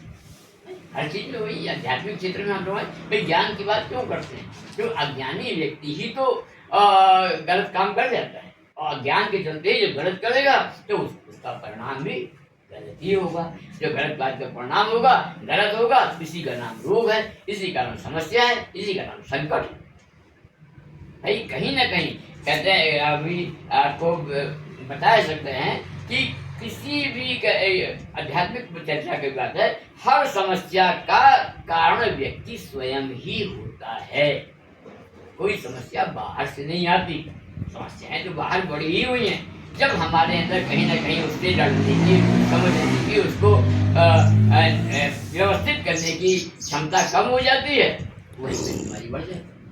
तो सेंसिटिविटी की चीज वहीं पर जरूरी है कि हम सबसे पहले उस सेंसिटिविटी आने के लिए क्या करना होता है, उसके लिए हमें अपने पास आना होता है। देखने को है कि हम चलते फिरते शरीर हैं, वास्तव में अपने आप के पास ही नहीं कोई होता। हर व्यक्ति दुनिया भर में घूमता रहता है, लेकिन वो अपने पास नहीं होता। वो ऐसा कर रहा है, उसने ऐसा कर लिया, उसके बाद ज्यादा हो गया, उसने हमारे साथ ये नुकसान कर दिया, ये कर दिया, वो कर दिया, लेकिन हम कहाँ हैं, हम क्या कर रहे हैं, वो व्यक्ति अपने पास नहीं होता। तो सबसे ज्यादा वैदिक उपचार में या किसी भी आध्यात्मिक में मार्ग में व्यक्ति को अपने पास लाने की क्रिया को ही हम ध्यान का अर्थ ही है कि व्यक्ति अपने पास आए। जब वो अपने पास नहीं होगा, एकाग्र नहीं होगा, अपनी तरफ नहीं होगा, बिखरा हुआ होगा, तो ऐसा व्यक्ति ध्यान से बहुत दूर होगा। उसका एक ही मार्ग है, अगर ध्यान करना है तो एकाग्रता लानी है, और एकाग्रता लानी है का मतलब आपको अपने पास। ध्यान का मतलब सिर्फ उसका एक विभाग है, देव ध्यान है। ध्यान तो बहुत तरीके के लिखे हुए हैं, उसमें देव ध्यान है कि हाँ हमें परमात्मा की ओर सोचते हैं, परमात्मा की ओर देखते हैं, एकाग्रता आती है, लेकिन अपनी ओर नहीं देखते। हम जब अपनी ओर देखने लगते हैं, जब अपने आप में अपनी कमी महसूस करने लगते हैं, इसके लिए बड़ा सा एक सिद्धांत दिया हुआ है कि हर जगह एक दाहिने हाथ का सिद्धांत बोलते हैं। दाहिने हाथ का सिद्धांत, जिसमें 2-3 उंगलियां अपनी ओर होती हैं और एक उंगली बाहर की होती है। तो वो कहते हैं आदमी दूसरे को देखता है कि उसने ये कमी करी, जबकि उसका हाथ बता रहा है कि 3 उंगली आपकी तरफ हैं, कि भाई तुम भी अपने को भी खोजो कि तुम्हें कहाँ तकलीफ है, तुम ही कारण तो नहीं हो। जब तक ये 3 उंगलियां आपकी तरफ हैं, तो अगर आप अपनी ओर नहीं खोज पा रहे हैं तो आप कुछ नहीं कर। दूसरे की कमी देखना, दूसरे के लिए हर समय ये सोचना कि उसने ये कर दिया, उसने वो कर दिया, उसने ये नहीं किया, उसने, वरना हम ऐसे थे, हमने क्या कमी है, तो यही रोग का कारण होती है। और हमें एक वैदिक उपचारक के होने के नाते हमको इस कमी को दूर करना होगा। सबसे पहले आत्मदर्शन करना होगा, आत्मनिरीक्षण करना होगा, अपने अंदर की कमियां महसूस करनी होंगी। जब हम अपने अंदर की कमियां महसूस करेंगे तभी हम जागृत होंगे, जब जागृत होंगे तभी उन कमियों का निवारण कर पाएंगे, और जब निवारण कर पाएंगे तभी हम एक श्रेष्ठ नागरिक बन सकेंगे। और एक श्रेष्ठ नागरिक ही श्रेष्ठ समाज का निर्माण कर सकता है। आज समस्या सिर्फ इसीलिए है ऐसा कि हम लोग नागरिक तो हैं लेकिन श्रेष्ठ नागरिक नहीं। हम लोग को श्रेष्ठ नागरिक वही है जो अपने साथ दूसरों का भी भले की बात करे। परंतु यहाँ पर तो होता है ना कि कहते हैं ना कि आदमी अपने दुख से उतना दुखी नहीं होता, दूसरे के सुख से उतना दुखी होता है। दूसरे को क्या हो रहा है, कहते हैं ना कि एक कोई था, उसने कहा कि भगवान को पसंद किया हो साहब, हमें चाहिए, बोले हाँ बिल्कुल तुमको मिल जाएगा, लेकिन तुम्हारे पड़ोसी को जो है वो जरा जो है उसका दुगना मिलेगा। बोले कैसे काम चलेगा, फिर भी चलो। उसने कहा भगवान को हमको एक मकान मिल जाए। बोले साहब उसको 2 मकान खड़े हो गए उसके हैं, उन्होंने कहा भगवान, तो लास्ट में उसमें यही होते हैं, भगवान हमको हल्का सा हार्ट अटैक पड़ जाए, उसको बड़ा वाला पड़ गया तो उसी में खुश हो गया। तो कहने का मतलब कि अगर आदमी इसमें आ जाता है, नेगेटिव सत्ता की बात है, अब तक आप अपने आत्मनिरीक्षण नहीं करेंगे तब तक आप किसी के लिए अच्छा नहीं कर सकते। एक वैदिक उपचारक होने के नाते सबसे पहले आवश्यकता है कि हम आत्मनिरीक्षण करें, अपने आप के पास आएं, अपने आप को अनुभव करें और अपना रास्ता स्वयं बनाएं।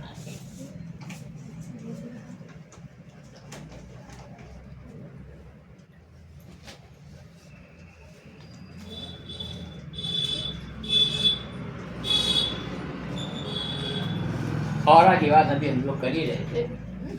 अब उसमें है कि औरा शोधन, औरा शोधन कैसे किया जाए। आखिर औरा तो हमने बता दिया कि औरा से रोग बनते हैं, औरा से ये समस्याएं होती हैं, लेकिन औरा को ठीक कैसे, और क्लीन कैसे करें? औरा ठीक करने के वैसे तो मानसिक जो ध्यान है वो कराए ही जाते हैं, लेकिन उसके अलावा हम अपने औरा को बाह्य वस्तुओं के, बाह्य उपकरणों के द्वारा भी ठीक करते हैं।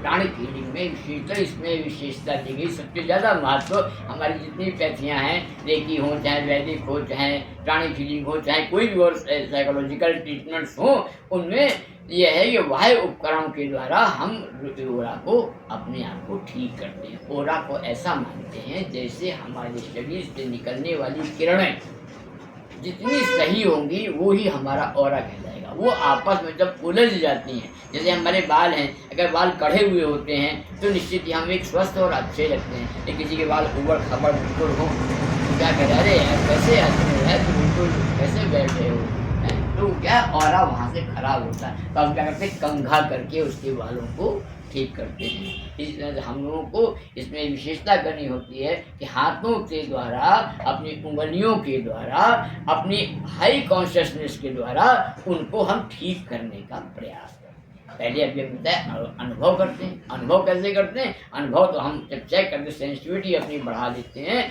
तो हमको उसके अंदर ताप की महसूस होता है या विद्युत आवेग भी महसूस होता है। जैसे आप किसी के पास ऐसे बिल्कुल पास में लेके जाएं और आपने अपनी सेंसिटिविटी बढ़ाई हुई है, अभी इसका तरीका आपको बताया जाएगा, वो अगर बढ़ाई हुई है तो आपको मालूम पड़ जाएगा किसी के शरीर में सर की तरफ औरा खराब है या सीने की तरफ खराब है या पीठ में खराब है या हाथों में खराब है, क्योंकि पूरे औरा अलग अलग स्तर पे हर जगह होता है। इसी को गोल्डन फोटोग्राफी में उन्होंने फोटो खींच के दिखा दिया, उसमें अलग अलग रंगों के चित्र आ जाते हैं। किसी आदमी का उन्होंने चित्र खींचा तो बोले पहले तो हरा था, फिर लाल हुआ, फिर गुलाबी हुआ, या कहीं पे कोई दबा हुआ गड्ढा है, कहीं पे बहुत ज़्यादा है, तो ये औरा की खराबी उसमें महसूस होती है। स्पेशली उसके द्वारा ही, उपकरण द्वारा मालूम करते हैं। परंतु जहाँ हम लोग आध्यात्मिक उसमें बैठते हैं, वहाँ वो उपकरण जहाँ नहीं होते हैं, वहाँ भी ट्रीटमेंट दे रहे होते हैं, तो ऐसी स्थिति में हम हाथों की सेंसिटिविटी को बढ़ाते हैं। और हाथों की सेंसिटिविटी को बढ़ाने के लिए उसी एकाग्रता का उपयोग करते हैं। ताली बजा कर भी स्पेशली जो पॉइंट्स हैं उनको ठीक करते हैं, और उसके बाद बैठ करके हम लोग महसूस करते हैं कि वो औरा कितना यहाँ पे सेंसिटिव हो रहा है। जब उस सेंसिटिव फिर उसको हम लोग महसूस करते हैं। इसको एक क्रिया कराई जाएगी अभी आपको दोपहर के बाद, कि हम औरा को कैसे महसूस करें और अपनी औरा, अपने शरीर की औरा को हम कैसे नियंत्रित करें। ये इसको अभी आप लोगों को कराया जाएगा। तो और औरा को क्लीन करने के लिए इस सबसे अच्छी चीज़ नमक, नमक के द्वारा औरा क्या, अपने इस पृथ्वी पर भी जो सारी गंदगी बनती है, बिगड़ती है, वो कहाँ जाती है? लास्ट में समुद्र में जाती है। नदियों के द्वारा समुद्र में जाती है। और समुद्र कैसा है? खारा पानी है, क्योंकि वो जितनी भी नेगेटिव पावर्स हैं उसको समुद्र अपने आप में ले करके और पुनः विसर्जित करके वो नई आत्मशक्ति के द्वारा देता है। तो ये सिद्धांत है, ये प्राकृतिक सिद्धांत है। तो अब इसको प्राकृतिक सिद्धांत पर समुद्र तो हर जगह नहीं जा सकता, समुद्र जहाँ है वहाँ है। तो कैसे ठीक करेंगे? तो हम लोग उसके लिए किसी भी बाउल में, किसी भी बर्तन में थोड़ा सा नमक का पानी ले लेते हैं। नमक का पानी अपने आप में एक शक्ति रखता है जो नेगेटिव तत्वों को खींच लेता है अपनी ओर। और उसके बाद पॉजिटिव सकारात्मकता को लाता है। इसीलिए हम लोग बताते हैं वैदिक उपचार में या इन्हीं पैसों में कि जब भी कहीं निगेटिविटी हो तो घर में नमक के पानी से पोछा लगाइए। नमक के पानी पोछे क्या मतलब हुआ? नमक के पानी पोछा का मतलब यही हुआ कि पानी तो उसको साफ, गंदगी साफ कर रहा है, भौतिक है, लेकिन जो सूक्ष्म गंदगी है, जो निगेटिविटी है, नकारात्मक ऊर्जा है, वो उसके द्वारा साफ होती है। ये वैज्ञानिक तथ्य हैं जो वैज्ञानिकों ने सिद्ध किए हैं। इसके अलावा हमारे अध्यात्म में पंचगव्य का इस्तेमाल करते हैं। गाय का स्थान हमारे धर्म में विशेष है। उसका गोबर हो, चाहे उसका मूत्र हो, चाहे उसका दूध हो, चाहे उसका दही हो, जो भी उसका है वो नेगेटिविटी को दूर करता है। इनका उपयोग हम लोग पवित्रीकरण में करते हैं, तो उसका भी हम लोग उपयोग करा सकते हैं। ये सब हमको जानकारी होनी चाहिए। जब भी हम किसी भी बीमार व्यक्ति को देखने जाते हैं तो सबसे पहले हम वहाँ पर कितनी नकारात्मकता है उसको ठीक करने का प्रयास करें, क्योंकि वैचारिक शक्ति से हम उसको ऊर्जा तो देंगे, लेकिन अगर उसके यहाँ पहले से ही बहुत गंदगी है, आप कहीं मान लीजिए यहाँ आए हैं, आप यहाँ बैठे हैं, मैंने कहा ठीक बढ़िया साफ सुथरा अच्छा लग रहा है, बोले बढ़िया तो लग रहा है लेकिन थोड़ी सी डाले यार, देखें तो साफ कर लो, वो करके। जब बहुत गंदा है तब क्या करेंगे? हम और सब सामान हटा के लिपाई और पुछाई करेंगे। तो ये सारी चीज़ें पॉजिटिविटी को बढ़ाने के लिए, जब तक हमारा सकारात्मक आने के लिए, और यहीं पर उपयोग आ जाता है सत्संग का। सबसे पहले हम लोग कहते बिन सत्संग विवेक न होई, कि राम कृपा बिन सुलभ न सोई। वही परमात्मा ने भी शबरी से भी कहा कि प्रथम भगत संतन कर संगा। ये भक्ति ये नहीं कहती कि आप माया के धूप दीप और प्रसाद खाने लगो और भगवान कपड़े पहनाने लगो, नहला नहीं। पहली भक्ति क्या है?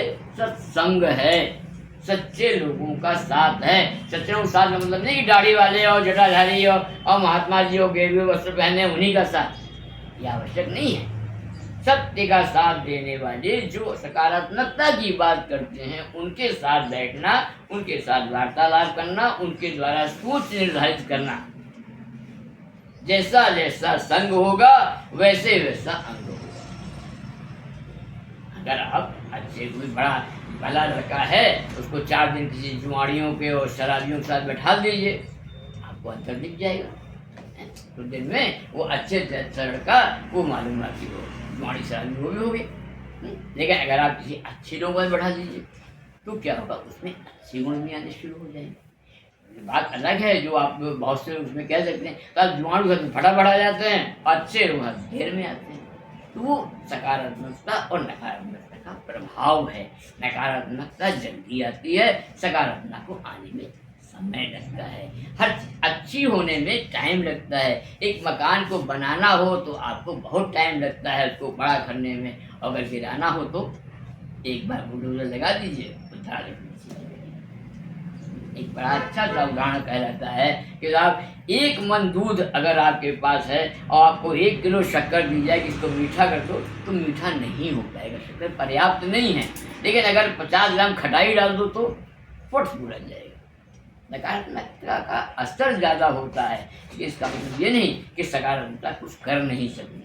सकारात्मकता का अपना प्रभाव है, उसका अपना उपचार है, उसका अपना सिद्धांत है, उसका काम करने की शैली अलग है। लेकिन हाँ, करना अगर एक अच्छी ओर बढ़ना है, प्रगति के पथ की ओर बढ़ना है तो ये ध्यान रखना ही होगा कि प्रथम भगति संतन कर संगा। अगर सच्चे लोगों का साथ होगा, अच्छे लोगों का साथ होगा तो निश्चित ही आप स्वास्थ्य की ओर बढ़ेंगे। चाहे वो शारीरिक स्वास्थ्य हो, चाहे वो मानसिक स्वास्थ्य हो, चाहे आध्यात्मिक स्वास्थ्य हो, वह आपके संग के ही द्वारा आपको मिलता है। सत्संग की यही महिमा कहलाती है। तो अभी हमने आपको ऑरा के बारे में जो बता रहे थे कि ऑरा ठीक करने के लिए आपको बाउल में किसी बर्तन में नमक लेना होता है और व्यक्ति को बैठाकर उसके चारों ओर सर से लेकर के पैर तक आप पहले ऑरा क्लीन करिए, ऑरा चेक करिए और चेक करके जहाँ जहाँ भी उसकी ऑरा खराब है वहाँ पर आपको जो क्रिया बताई जाती है कंघे की तरह से या उसको ऊर्जा देते हुए आप वहाँ की और आपको ठीक करिए। आप खुद देखेंगे कि व्यक्ति कहेगा हाँ यार आज तो कुछ हल्का मन लग रहा है। ये ऑरा क्लीन व्यक्ति के साथ से भी हो जाता है। कहते हैं ना आज यार सुबह से निकले उनके साथ रहे तो आज दिन इतना बढ़िया बीता कि साहब बहुत अच्छा लगा, आज तो हमारा काम बन गया बढ़िया बढ़िया। क्यों? क्योंकि वो ऑरा अच्छी थी। अच्छी ऑरा के साथ अगर आप दिन भर रहे, आप थोड़ी देर रहे तो आपको एक अलग मानसिक शांति मिली, एक मानसिक शक्ति मिली। परंतु अगर आप कहीं किसी बुरे आदमी के साथ चल गए तो दिन भर उसने आपको परेशान किया और शाम को आप बोले आज तो भाई बहुत खराब रहा बड़ा ही, क्योंकि वो एक खराब ऑरा का व्यक्ति। और जो भी वैदिक उपचारक होगा उसको ऊर्जा के द्वारा या जिन उपकरणों के द्वारा अपने ऑरा को ठीक करना होगा तो दूसरों को भी ठीक करेगा और अपना भी ठीक, पहले दूसरों का बाद में ठीक करेगा, पहले अपना ठीक करना। अपना ठीक ऑरा ठीक करने के लिए भी आपको कई चीज़ें करनी पड़ती हैं, कई उपकरण करने पड़ते हैं। आप कोई भी चीज़ लीजिए अपने हाथ में, उसको लेकर के गहरे कॉन्शियसनेस के द्वारा एक सकारात्मक शक्ति बनाते हैं कि यह शक्ति या ये नमक या यह लौंग या जो भी चीज़ें हैं सेंसिटिविटी बढ़ाने वाली, उनको वो हमारे ऊपर क्या असर कर रही हैं। इसी क्रम में वो फिर जो एक होता है टोटका करने का, इससे क्या होता है, इसका एक अपना अलग असर होता है कि जब हम इस गति को करते हैं, गति ही प्राण है और गति के द्वारा एक करते हैं और उसके बाद कहीं फेंक देते हैं, छोड़ देते हैं, तो उसका असर हमारे ऑरा क्लीन पे पड़ता है और वही हमारे लोगों को ठीक करने का तरीका होता है। हमारी पहले की माताएं हैं जरा से में बच्चों का था कि नजर लग गई है, उनका देखो ऐसा है, नमक ले लो, मिर्च ले लो और उसको ऐसे 7 बार घुमाना और एक बार ऐसे उल्टा करके उसको वहाँ पे प्रवाहित कर देना। या और भी तमाम तरीके होते हैं, जो भी दिया बत्ती जला के ये तमाम जो हैं, ये वास्तव में अनावश्यक नॉनसेंस नहीं है। बहुत जल्दी हमारे यहाँ के जो पढ़े लिखे लोग हैं वो कह देते हैं अरे वाह वो बड़े लिखे लोग हैं, उन्हें कुछ पता नहीं है। वास्तविकता क्या है कि जो खुद वो जो पढ़े लिखे हैं, तथाकथित पढ़े लिखे हैं, उनको उस विज्ञान के बारे में मालूम नहीं होता। बहुत बड़ी चीज़ है जानकारी। अगर आपको जानकारी नहीं है तो आप उसके बारे में कुछ भी नहीं कह सकते, या कहोगे तो चमत्कार महसूस करने लगोगे। लेकिन अगर जानकारी है तो आप उसकी नॉलेज को ले करके उसको बाकायदे बता सकते हैं। कहते ना फलाने ऋषि तो साहब बड़ा चमत्कार करते हैं साहब, दुनिया में चमत्कार जैसी कोई चीज़ नहीं होती, अज्ञान ही चमत्कार है। इस चीज़ के बारे में आपको नॉलेज नहीं है और सामने हो रही है तो आपके लिए वो चमत्कार ही है। लेकिन जब आपको मालूम हो गया तो वही टेक्निक हो जाती, वही तकनीक हो जाती। कहते हैं ना एक छोटी सी बात कि मान लो किसी आदमी को बंदूक के बारे में नॉलेज नहीं है, बुलेट के बारे में नॉलेज नहीं है, उसने देखा कि हिरन जा रहा था, उसने एक ट्रैगर दबाया और धाएं से आवाज आई और हिरन मर गया, उसे चमत्कार हो गया। भाई आदमी यहाँ खड़ा है, हिरन वहाँ मर गया, उसने गोली तो निकल के जाती हुई दिखाई नहीं पड़ी, तो चमत्कार हो गया। लेकिन जिसको ये मालूम है, जिसको ये नॉलेज है, जो जानकारी रखता है, तो वो क्या कहेगा, वो कहेगा हाँ भाई ये तो भाई ऐसे ट्रैगर दबाते हैं, उसमें जो बुलेट होती है, बुलेट में ये पड़ा होता है, वो उसके द्वारा वहाँ पर। तो आज हम लोगों ने ऑरा पर अभी इस पर चर्चा की और 24 पॉइंट्स पर चर्चा की, और अब हम आगे जो है इसको देव ध्यान पर ले जाएंगे। ईश्वरी क्या व्यवस्था है आपकी? तो देखो हम स्थान का परिचय प्राप्त किया और अब हम यहाँ पर एक चीज और प्रयोग करते हैं कि जब भी हम लोग कहीं जाते हैं किसी भी बीमार व्यक्ति को देखने के लिए, तो अगर हमारे पास अपनी सुरक्षात्मक शक्ति नहीं है तो हम वहाँ पर खुद भी उस बीमारी की चपेट में आ सकते हैं। आप देखते हैं एक डॉक्टर जब कभी ऑपरेशन थिएटर में या कहीं पेशेंट देखने जाते हैं तो उस वक्त वो अपनी सुरक्षा भी करते हैं, उनके हाथ खुले हुए होते हैं, ग्लव्स पहने हुए होते हैं, एप्रन्स पहने हुए होते हैं, तमाम तरह सामान्य रोगी में नहीं, जो इस तरह के रोगी होते हैं जिनके रोग लग सकते हैं आपको, तो वहाँ पर सुरक्षात्मक तरीके से करते हैं। इसी को हम लोग अपने वैदिक उपचार में क्या कहते हैं, तो कहते हैं कैप्सूलिंग, संपुट विज्ञान, कैप्सूलिंग, हाँ, संपुट विज्ञान। अगर हम सुरक्षात्मक चक्र में नहीं हैं तो हमारे ऊपर किसी भी बीमारी का, किसी भी समस्या का वो जो है वो असर होगा। आप कहीं झगड़ा लड़ाई में मान लीजिए निपटाने जा रहे हैं, तो अगर आपके साथ में 4 लोग नहीं हैं तो आप जिसके झगड़ा निपटाने गए उन्होंने आपको ही ठीक कर लिया, निपटा दिया है। तो क्या हुआ? क्योंकि हमारे पास सुरक्षा तंत्र नहीं था। तो हमको अपना सुरक्षा तंत्र भी बहुत मजबूत करना होता है। जब भी हम किसी चीज़ को करते या हम अपना ही रोग हटा रहे हैं और अगर हमारे पास सुरक्षा तंत्र नहीं है तो वो पुनः आ जाएगा। सामान्यतः यही स्थिति होती है कि हम रोग जो है ठीक तो करते हैं, लेकिन अपना खान पान नहीं सुधार कर पाते हैं, अपना आचार विचार नहीं सुधार कर पाते हैं, तो पुनः रोग हो जाता है। वो भी सुरक्षा प्रणाली में ही आ सकते हैं। तो आध्यात्मिक, क्योंकि हम लोग जहाँ पे चर्चा कर रहे हैं, जिस विषय पे चर्चा कर रहे हैं वो अति सूक्ष्म है, वह अति सूक्ष्म है। बड़ी चीजें होंगी तो उससे सुरक्षा की जा सकती है, सूक्ष्म चीजों से सुरक्षा करना थोड़ा मुश्किल होता है। मान लीजिए आप यहाँ पर बाहर पत्थर चल रहा है तो आपने दरवाजा बंद कर दिया, खिड़की में शीशे लगे हुए, नो प्रॉब्लम भाई, पत्थर टकरा के चला जाएगा, वो बड़ा है। लेकिन अगर कोई सूक्ष्म चीज से आप कर रहा है तो नहीं है। तो वहाँ पर सूक्ष्म चीजों की सुरक्षा सूक्ष्म तरीके से ही होती है और उस सूक्ष्म तरीके को ही प्रदान करती है ये संपुट विज्ञान। संपुट का अर्थ ही होता है एक ऐसा पात्र जिसके अंदर कुछ चीज को रख करके बंद किया जा सके। संपुट का मतलब ही ये होता है संपट, एक ढक्कनदार तत्व को ही, ढक्कनदार बर्तन को ही संपुट बोलते हैं। ये अपना संस्कृत का शब्द है और इसी को इंग्लिश में हम लोग कैप्सूलिंग करना कहते हैं। कैप्सूलिंग मतलब एक चक्र के बीच में आ जाना। अगर आप अपने आप को सुरक्षित है तो आप तो बाहर देख सकते हैं। देखते हैं महात्मा लोग या बड़े बड़े नेता पढ़ रहे हैं, वो लेक्चर दे रहे हैं, उनके चारों ओर एक शीशे का उन्होंने लगा दिया। भाई क्यों लगा दिया? भाई क्या डर है? वो एक सुरक्षा तंत्र है, उनका सुरक्षा प्रणाली है वो उसके अंदर से ही। अभी जब कोरोना फैला था तो इतनी विशेष आपने देखा कि आप जहाँ भी जा रहे हैं डॉक्टर छू नहीं रहा है, वो डॉक्टर भी अपने आप को अपने कंपार्टमेंट में बंद करे हुए है और उसके बाद आपका ट्रीटमेंट दे रहा है, क्योंकि वो अति सूक्ष्म रोग था। वो ऐसा रोग था कि किसी को छू लिया तो मालूम हुआ उसको हो गया। सूक्ष्म होगा उसके लिए सुरक्षा प्रणाली उतनी ज़्यादा होगी। आप गए, आपने देखा भाई हाँ भाई आपको बुखार है, अच्छा आपका पैर में दर्द हो रहा है, कमर दर्द हो रहा है, कोई बात नहीं।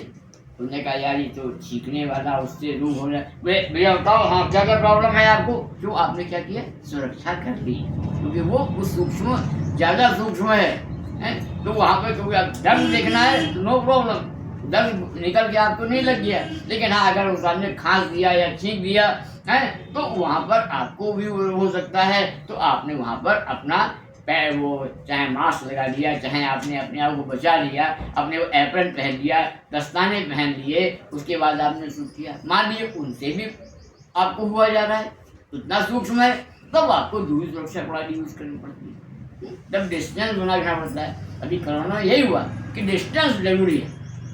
आप कुछ भी कर रहे हैं आप बहुत करीब मत आ जाइए, ज़्यादा डिस्टेंस से बात करेंगे। तो इसमें जो है सुरक्षा प्रणाली में हम लोग जो यूज़ करते हैं, क्योंकि हमारा पूरा विज्ञान मानस पर ही डिपेंड करता है, मंत्र का पूरा विज्ञान मानस पर ही डिपेंड करता है, अध्यात्म का पूरी चीज़ मानस पर ही डिपेंड करती है। तो हम लोग यहाँ पर कैप्सूलिंग मानसिक रूप से करते हैं और उसके मानसिक रूप से करने के लिए हमें इन्हीं चक्रों का, यही युरा पिंगला और सुषमना, क्योंकि हमारा तो सारा बेस यही है।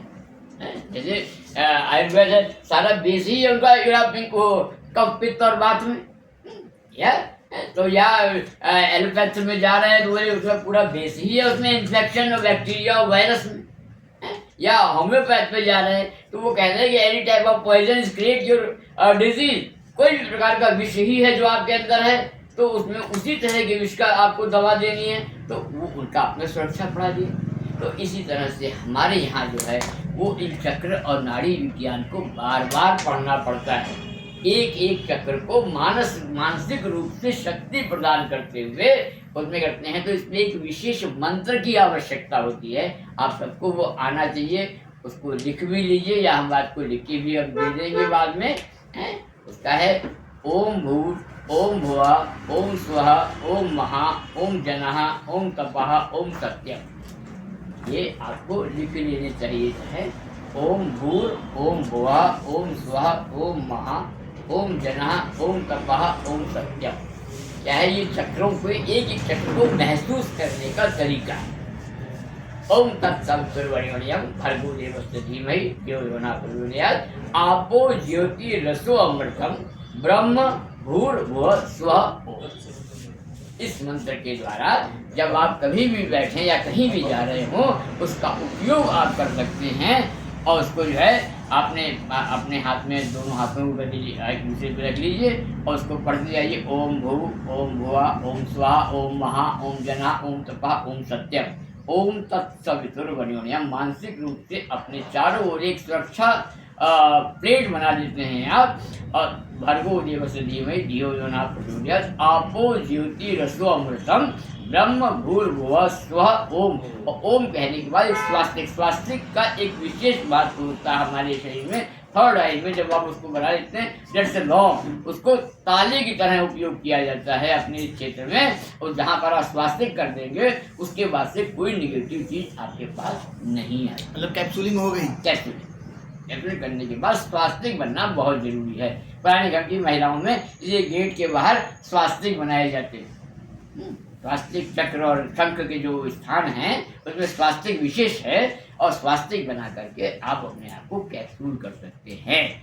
आप इस प्रयोग को अपने आप महसूस कर सकते हैं। अगर आप कहीं किसी उसमें मान लीजिए आप कहीं यात्रा में जा रहे हों, आप थोड़ी देर के लिए 1 मिनट चलते हुए में ही अगर आप बैठ करके इसको कैप्सूल कर लीजिए, तो आप निश्चित जानिए आप जहाँ भी जाएंगे आप सुरक्षित जाएंगे, आपको कोई समस्या नहीं होगी। ऐसे हमने तमाम प्रयोग किया है कि रास्ते में अगर किसी कारण से कोई दुर्घटना होती है, तो दुर्घटना एक कारण नहीं होती, दुर्घटना के 50 कारण हो सकते हैं। दुर्घटना में एक ही आदमी की ओरा काम नहीं कर रही, तमाम आदमी बैठे हुए हैं, वो है, तो कहीं भी हो सकती है। लेकिन अगर आपने अपने आप को कैप्सूलिंग कर ली, कैप्सूल बना लिया, अपने आप को सुरक्षा तंत्र के घेरे में ले लिया आपने, तो आपका कभी नुकसान नहीं होगा। ऐसा हम लोगों के साथ कई बार घटना हुई। हम लोग गए हैं कई यात्रा में और बस का एक्सीडेंट हुआ और बस को देख के लोगों ने कहा अरे तो इसमें तो कुछ ना कुछ कैजुअलिटी तो हुई होगी, लेकिन मालूम वहाँ पर कोई कैजुअलिटी नहीं हुई, केवल टक्कर रख करके आराम से। एक नहीं तमाम घटनाएं हैं मेरे व्यक्तिगत जीवन की। हम लोग एक बार वहाँ से आ रहे थे, नहीं लखनऊ से तुम्हारे साथ थे, विपස්සना करके निकल रहे थे, तो एक कार से थे हम लोग और कार को टर्न करना था, यू टर्न करना था, एक डिवाइडर होते हैं, जैसे यू टर्न करने लगे पीछे से कोई और तेज कार निकली, वो निकल गई तो रोक दिया। उसमें रोकने से क्या हुआ, पीछे से एक आ रही थी गाड़ी, उसने पीछे से धाक से मारा तो लगा कि सब खत्म, लेकिन कुछ नहीं हुआ, सब लोग सुरक्षित घर आए। फिर वहाँ मेडिटेशन करना था, मेडिटेशन करने ही जा रहे थे, तो वहाँ फिर जब देखा कि जो हम लोगों के बैग वगैरह थे वो इतने फंस गए थे पीछे डिक्की में कि वो निकलना संभव नहीं था, काट के निकालना पड़ा। लेकिन हाँ, जितने लोग 5-4 थे वो पूरे सुरक्षित रहे, क्योंकि सुरक्षा चक्र को बना लिया गया।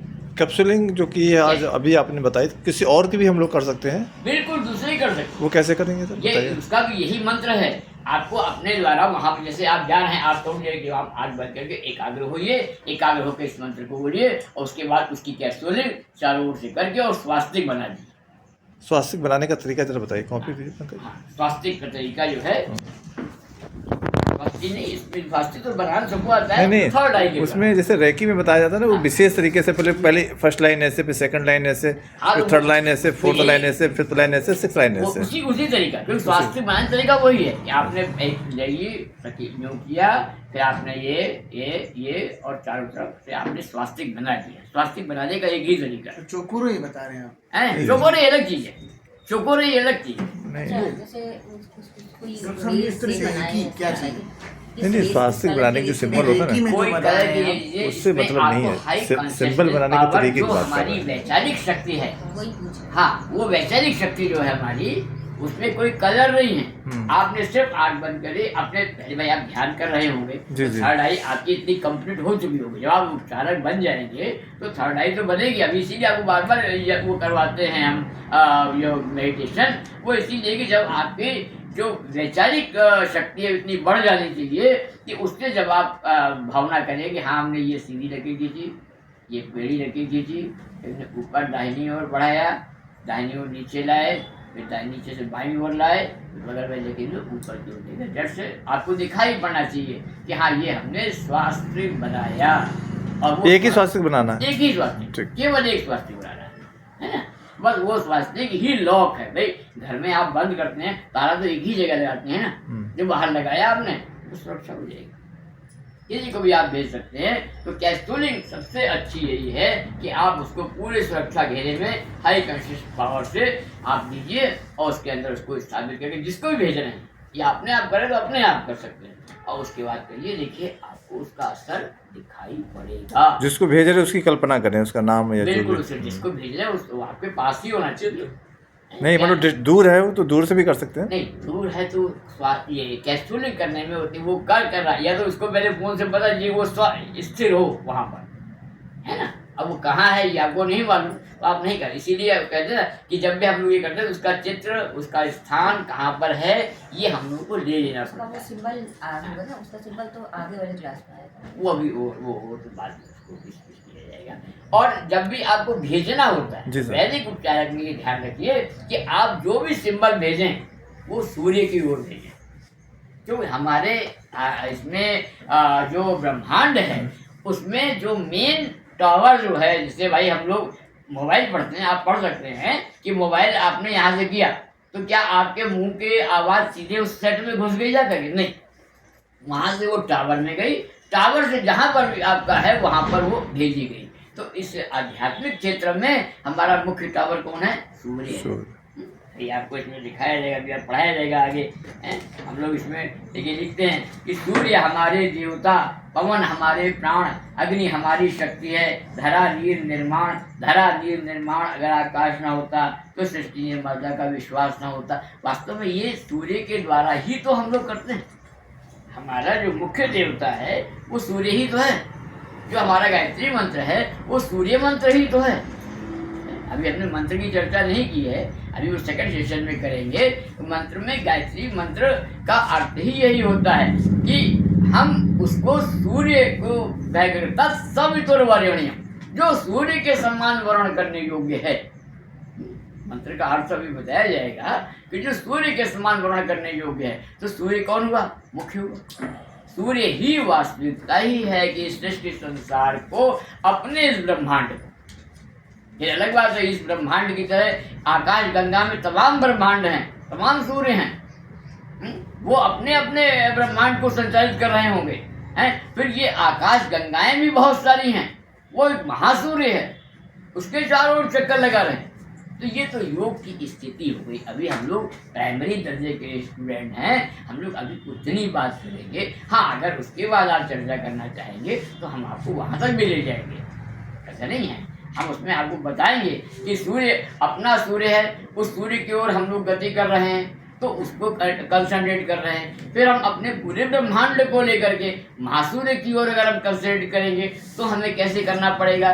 फिर अगर अपने आकाश गंगा को लेकर के हम उस परम सूर्य की ओर जो मुख्य केंद्र है वहाँ ले जाना चाहेंगे तो कैसे ले जाएंगे। ये स्तर हैं, ये इतना आसान नहीं है। इसको समझा जा सकता है, किया जा सकता है, लेकिन इसमें महीनों वर्षों जिंदगी भी लग जाती है लोगों को वहाँ तक पहुँचने में, एक दिन में नहीं।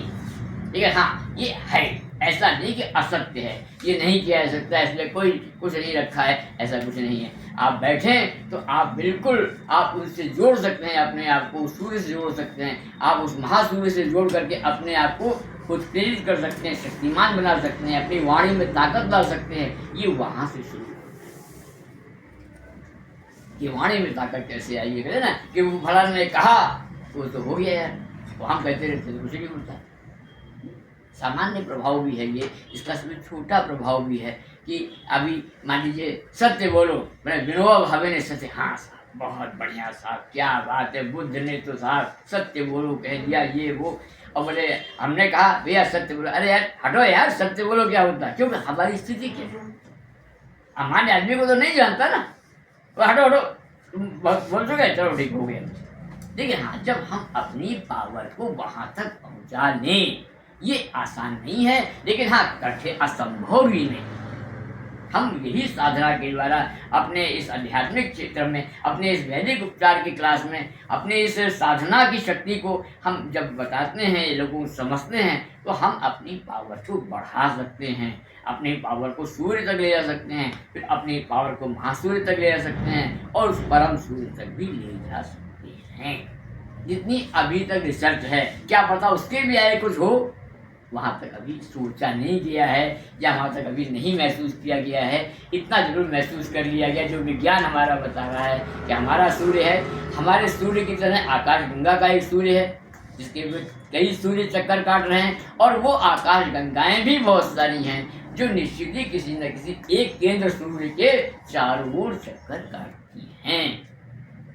वहाँ तक पहुँचने के लिए वो सामर्थ्य की बात अलग है, लेकिन अभी हम लोग सिर्फ कैस्ट्रोलिंग की बात कर रहे हैं, अपने अपने चैप्टर पे ही रहें, क्योंकि अगर हम भटक जाएंगे तो ये एक ऐसा भयंकर जंगल है कि उसमें अगर उलझ गए तो वहाँ से निकलना बहुत मुश्किल हो जाएगा। वहाँ तक समझने के लिए अभी हमें पहले अपने सिर्फ इस सूर्य से निकलने वाली रश्मियाँ, इन रश्मियों के रंग 7 रंग हैं, जैसे जो हम लोग पढ़ते हैं ना, वैजानी हपीनाला, बैजनी, आसमानी, हरा, पीला, नारंगी, लाल, जो हम लोग पढ़ते हैं, ये संभव है, हो सकता है ये अन्य सूर्य में कुछ और भी हो सकता है, नहीं इतना ही वहाँ भी हो।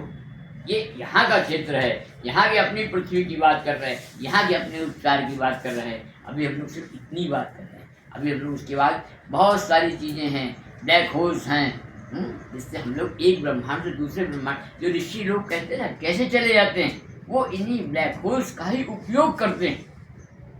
वो अपनी हाई कॉन्शियसनेस पावर के द्वारा, इसी मानसिक शक्ति के द्वारा उन ब्लैक होल्स का उपयोग करके ही तो क्षण भर में एक ब्रह्मांड से दूसरे ब्रह्मांड पहुंच जाते हैं। अभी वो इतना बड़ा कोई यंत्र अभी नहीं बना है। आइंस्टाइन की थ्योरी ने ये जरूर साबित कर दिया है कि ऐसा हो सकता है।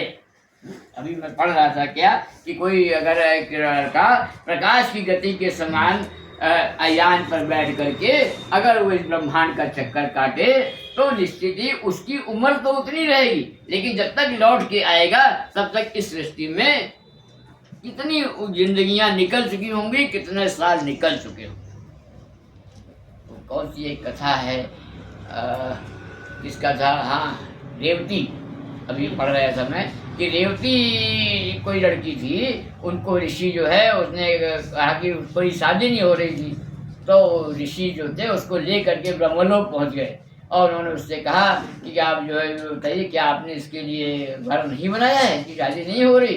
बोले हाँ, जब तुम चले थे वहाँ से तब निश्चित तब तक इसका घर नहीं बना था, लेकिन हाँ अब तुम अगर जाओ तो इस तब तक तुम पहुँचोगे, इसमें इतने करोड़ वर्ष बीत चुके हो गए हैं कि वहाँ पर बलराम नाम के एक पैदा हो गए हैं, जाओ बलराम से इसकी शादी करो। तो रेवती नाम की कन्या की बलराम से शादी हुई थी। ये अंतर कथाएं हैं ये कि वो इतने साल निकल जाते, जब तक आप यहाँ से ब्रह्मांड का चक्कर लगा के आएंगे तब तक यहाँ पे करोड़ों वर्ष निकल जाए, युग के युग निकल चुके होंगे। हाँ, अभी हम लोगों को ये आश्चर्य लगता है कि कैसे बोल रहे हैं, क्या बोल रहे हैं, लेकिन क्या है कल को हमको ये भी आश्चर्य लगता था कि ये छोटी सी टीवी ऐसे लिए हुए हैं, हम खटाक से भी फोटो निकाल लेंगे, यहाँ से बैठ के 2 मिनट में भी खड़े खड़े हम बात कर लेंगे दिल्ली, तब तक हमको भी यही लगता था, लेकिन अब तो नहीं लगता है क्योंकि अब हमें इसकी जानकारी हो गई है। ऐसे ही उसकी भी जिस दिन जानकारी हो जाएगी, जिस दिन हम लोग उसमें भी चलना शुरू कर देंगे तो वहाँ भी हमारे लिए आसान हो जाएगा। अभी हमने 1 मिनट पहले वही बताया था कि इस दुनिया में चमत्कार नाम की कोई चीज़ नहीं है, सिर्फ अज्ञान ही चमत्कार है। जिस दिन अज्ञान खत्म हो जाता है, जानकारी आ जाती है, तो वही चमत्कार तकनीक बन जाता है। आज ये मोबाइल हमारे बीच में एक तकनीक के रूप में यूज़ किया जाता है। आज से 25 साल में, बहुत ज़्यादा नहीं है, हम सब लोग जिन लोग बैठे सबको अपना बचपन याद होगा कि उस समय तक ये मोबाइल नाम की चीज़ नहीं हुआ करती थी।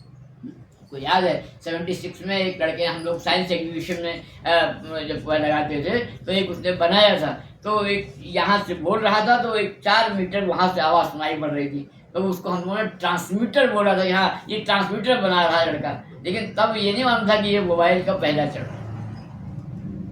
एक छोटा सा, ना कोई तार है ना कोई कुछ है, आपने 2 मिनट बैठे यहाँ से आपने बात कर ली, बात ही नहीं कर ली, आपने बैठ के फोटो देखी है। उस दिन हम लोग बात कर रहे थे राजेश जी, कितना मजा आ रहा था। हाँ भाई ये दिख रहे हैं सामने, मुंह बना रहे हैं कि सीधे मुंह बात कर रहे हैं, और जैसे हम बोल रहे हैं। तो क्या हुआ, एकाएक आ गया। क्या है, अब ये टेक्निक हो गई, चमत्कार नहीं बचा। कल तक चमत्कार था जब हम कहते थे हाँ भाई कोई ऋषि ने ऐसे बात करी, उन्होंने ऐसे किया, अरे भाई महात्मा लोगों की बात है, वो चमत्कार करते हैं। चमत्कार कुछ नहीं करता है दुनिया में, कहीं चमत्कार नहीं, सिर्फ अज्ञान ही चमत्कार है।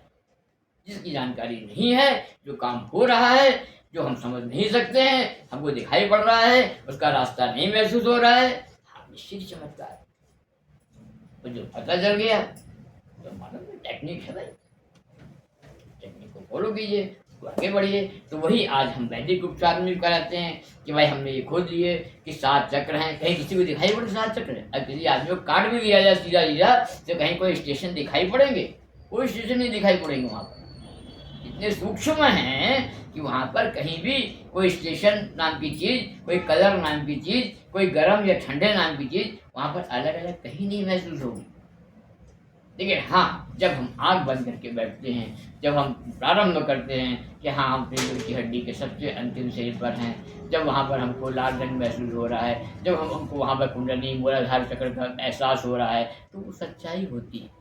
वो जवानी हवाई वो नहीं है कि मुँह में मन में सोच लिया और बोल दिया, लेकिन हाँ उसको पढ़ना पड़ता है, उसको समझना पड़ता है, तब वो होता है।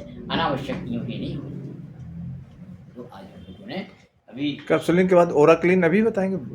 हाँ ओरा क्लीन इसके बाद बताएंगे। हम ये लग रहा है कि वो ले आए तो फिर डिस्टर्ब हो नहीं तो 1:30 बजे आएगा ना, अभी तो 1 घंटा है, तो पौन घंटा है। अभी जल्दी पे खाने का अभी खाने का काम नहीं।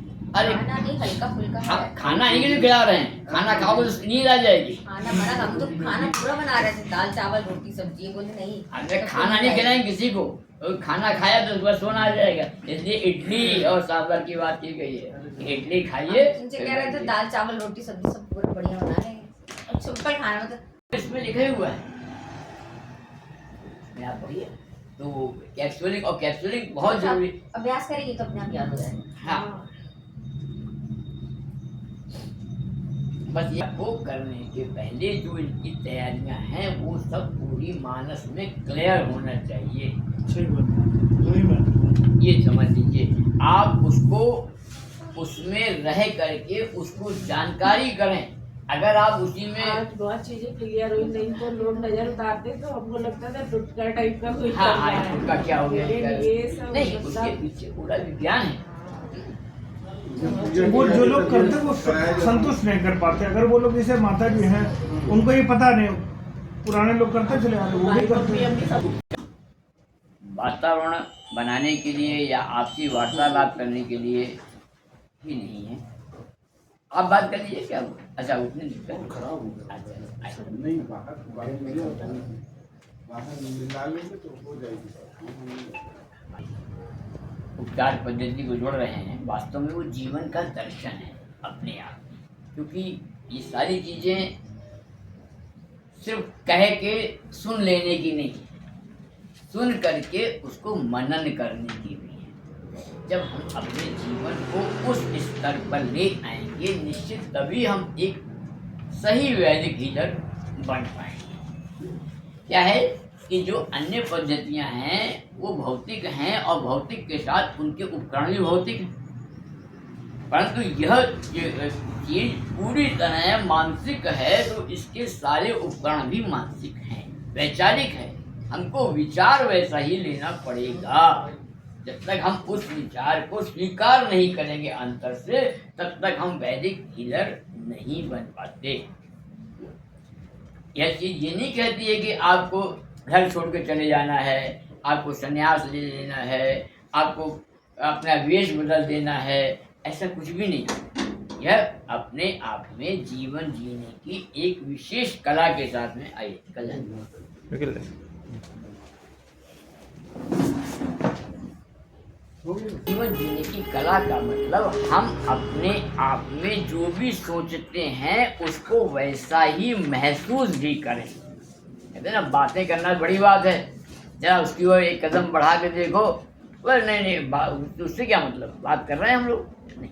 यहाँ पर ये है कि अगर हम लोग किसी चीज़ का उपयोग कर रहे हैं, किसी पथ का उपयोग कर रहे हैं, किसी रास्ते में बढ़ना चाहते हैं, किसी मंजिल में पहुँचना चाहते हैं, तो हमको वहाँ पर होना पड़ेगा। अभी कल ही एक जिनसे बात हो रही थी, उनको फोन नहीं किया,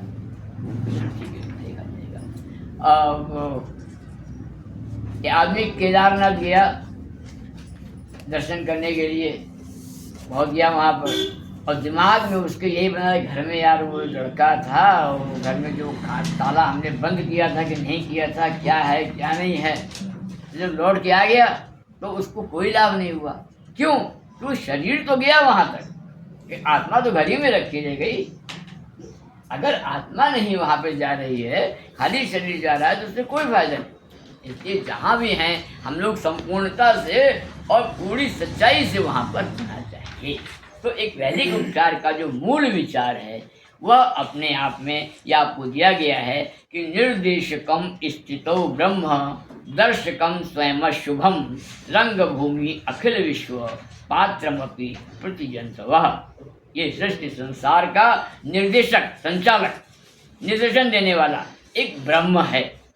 ब्रह्म जिसे हम भगवान कहते हैं, कोई अल्लाह कहता है, कोई गॉड कहता है, कोई कुछ भी कह दे, लेकिन वो ब्रह्म ही इसको नियंत्रित कर रहा है। ये सृष्टि अनियंत्रित नहीं है, कि आप अपने आप ही हो रहा है, जो कुछ चल रहा है वो अपने आप बाई चांस हुआ जा, जैसा कि अपना पुराना विज्ञान कह रहा था। आज विज्ञान नहीं मानता है, फिर अब आध्यात्मिक हो गया है विज्ञान, जब आइंस्टाइन की थ्योरी ये सब आ गई हैं। लेकिन पहले कहता था उससे बाई चांस है, बाई चांस चल रही है दुनिया। वास्तव में बाई चांस नहीं चल रही है, इसको कहीं ना कहीं कोई निर्देशित अवश्य कर रहा है, और उस निर्देशन का दर्शक भी वही है। ये भी नहीं है कि कोई दूसरा देखने वाला कोई दूसरा है, एक ही व्यक्ति है, वही दर्शक है। और रंग भूमि अखिल विश्व, ये है अंतर कि यह सृष्टि संसार अपने आप में एक रंग भूमि है, एक नाट्यशाला है, और पात्रमपि प्रतिजंतवा, और हर जंतु इसका पात्र है, एक्टिंग करने आया है हर व्यक्ति। अब यहाँ यही इस दर्शन को बताया जाता है कि हम सब एक अभिनेता हैं। जब तक हम अभिनेता रहेंगे तब तक हमें पाप नहीं छुएगा, जब तक हम अभिनेता रहेंगे तब तक हमसे कोई खराब काम नहीं होगा। जैसे किसी को राणा प्रताप का पाठ दिया गया, उसके हाथ में तलवार दे दी गई तो चलाएगा, लेकिन कहो गर्दन काट दे, काटेगा थोड़ी, अगर काट देगा तो नाटक खत्म।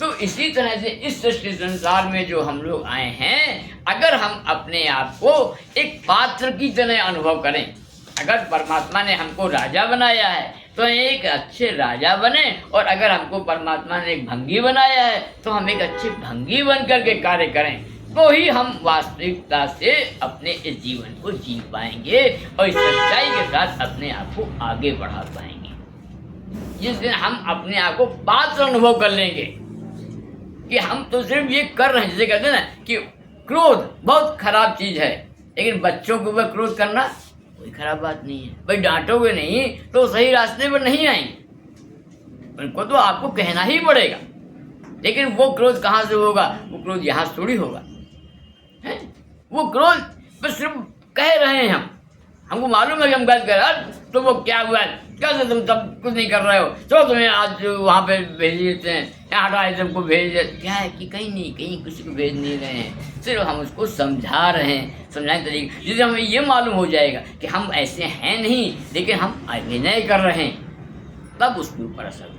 तो यही हमारी आम जिंदगी में भी जब हम अपने आप को कहते, गीता भी कहती है कि आप कर्म करो, फल का आपका अधिकार नहीं है, हैं या जो भी है, तो वो क्या है, अनासक्ति का मतलब ही यही है कि जिस दिन आप अपने आप को एक अभिनेता के रूप में महसूस करेंगे, प्रदर्शित करेंगे लोगों के बीच में। अगर हम जहाँ हम एक पिता हैं तो एक अच्छे पिता बनकर काम करेंगे, जहाँ हम एक अच्छे मित्र हैं वहाँ एक अच्छे मित्र बन के काम करेंगे, जहाँ हम पति पत्नी हैं वहाँ पर एक अच्छे पति या अच्छी पत्नी बनकर काम करेंगे। हैं तो हम अकेले ही हैं, हम अकेले ही। जिस दिन ये विश्वास हो जाएगा वही सन्यास की पहली सीढ़ी होगी, वही अनासक्ति की पहली सीढ़ी होगी, और वही एक वैदिक उपचारक की भी पहली सीढ़ी होगी, क्योंकि हम उसमें लिप्त नहीं होंगे।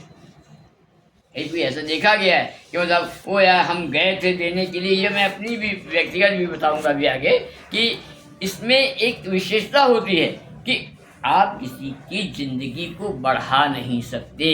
जो लोग कहते हैं ना, लेकिन आप उपचार करने गए और मान लीजिए कुछ गड़बड़ हुआ, अरे यार क्यों हो गया, नहीं कुछ नहीं, हम कौन होते उसको बचाने वाले? हम सिर्फ अपना कर्म करने गए हैं। हम जब तक अनासक्त होंगे तभी हमारी ऊर्जा भी उसको ज़्यादा फायदा करेगी। अगर हम मोह या किसी प्रकार की उससे बढ़कर करेंगे तो उसको फायदा कितनी करेगी इसमें प्रश्न है। हाँ, हम जरूर बीमार हो जाएंगे। ये ध्यान रखना है हर एक को कि जब हम किसी को उपचार देंगे तो अपने आप को उससे अलग रखेंगे। इसीलिए कैप्सूलिंग की बातें बताई जाती हैं, इसीलिए बताया जाता है कि हम अपने आप को उससे अलग रख करके उसका उपचार करें, उसके साथ बिल्कुल लिप्त होकर के नहीं करना है। क्यों? और ये भी उसको एहसास भी नहीं होना है। वहाँ जाते कि भैया अरे यार हम करने आए हैं, भैया तुम चाहे मरो चाहे जियो, लेकिन साहब हम तो साहब करके चले जाएंगे, अब आगे तुम्हारी मर्जी, तुम्हारा कर्म जाने। तो वो और नहीं जाता हो तो चला जाएगा। तो हमें ये कहना नहीं है, लेकिन हाँ हमको उनके साथ लिप्त नहीं होना है। जिस दिन हम अभिनय के साथ में उसका काम करेंगे, अभी आगे आपको एक प्रार्थना दी जाएगी, निश्चित ही बहुत अच्छी प्रार्थना है, वो आपको जब आप करेंगे तब आपको ज़्यादा समझ में आएगा। तो पहली चीज़ हमारा मूल विचार यही है कि हम अपने आप को अभिनेता योग से जोड़ें। अभिनेता योग का अर्थ ही यही है, एक्टिंग का मतलब वो गड़बड़बाजी, अरे यार तुम बहुत बड़े एक्टर हो यार, तुम तो यार बहुत बातें उड़ाते हो और करते कुछ नहीं, वो एक्टिंग की बात नहीं। हाँ, ये है कि हम अपने कर्म को जो है हम विधिवत करें और उसमें लिप्त ना हो, वही इसमें कहा गया है। और ये हमारे आगे देखो कहा गया है ना कि सूर्य हमारे देवता, पवन हमारे प्राण, अग्नि हमारी शक्ति है, धरा नीर निर्माण। सूर्य जो इस सृष्टि संसार को देने वाला है, देवता कौन होता है? देने वाला। मुख्य देवता दृष्टि देवता है। हम लोग कहते हैं ना फलाने देवता, ढिकाने देवता, अग्नि देवता, वरुण। वास्तविकता क्या है कि जहाँ से ईश्वरीय शक्ति या कोई शक्ति प्राप्त होती है, उस परमात्मा को, उस स्थिति को, शक्ति को इस मनुष्य ने देवता कहना शुरू कर दिया। देवता और कोई देवता वही है जो देता है, जिससे हमें कुछ प्राप्त होता है। आपने ये हम थोड़ा सा हटके भी बात कर रहे हैं कि वेद आपने पढ़े होंगे कि वेद में सबसे पहला मंत्र क्या है? अग्नि मंत्र है। पहले अग्नि का पूजन है। उसमें कहीं राम कृष्ण शंकर या लीला कोई भगवान की ऐसी कहीं कोई नहीं है, ऋचाएँ हैं उसमें है। उसमें क्या है? पहले अग्नि मंत्र है। क्योंकि जब हमारी सृष्टि बन रही थी, मतलब मानस बन रहा था, संस्कृति निर्माण हो रहा था, तो सबसे पहले समस्या क्या हुई थी कि एकाएक जंगलों में आग लग जाती थी। पता नहीं चलता आग कैसे लग गई। बाद में खोज हुई कि हाँ भाई रगड़ने से अग्नि पैदा की जाती है और उसका उपयोग किया जाता है। पहले ऐसा कुछ भी नहीं था। तो क्या था? वो अग्नि देवता हो गए, वो हमको देते थे, हमने उनसे प्राप्त किया। फिर उसमें क्या है? वरुण देवता की पूजा है। वरुण मतलब जल। एकाएक प्रलय आ जाती थी, एकाएक पानी तेज बरस जाता था, कहीं सर छुपाने की जगह नहीं होती थी, तो बस यही होता भगवान बस करो बहुत हो गया।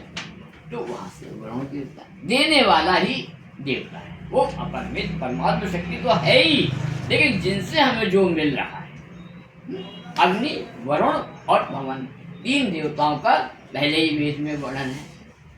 फिर उसके बाद में इंद्र का नाम उसमें आया है। इंद्र का मतलब शक्ति से था, जो उस समाज में शक्तिशाली था। इंद्र कोई अलग से हाथी पर चढ़े वाले जो बताए जाते हैं, ऐरावत पे चढ़े, ऐसा कुछ अलग से नहीं था।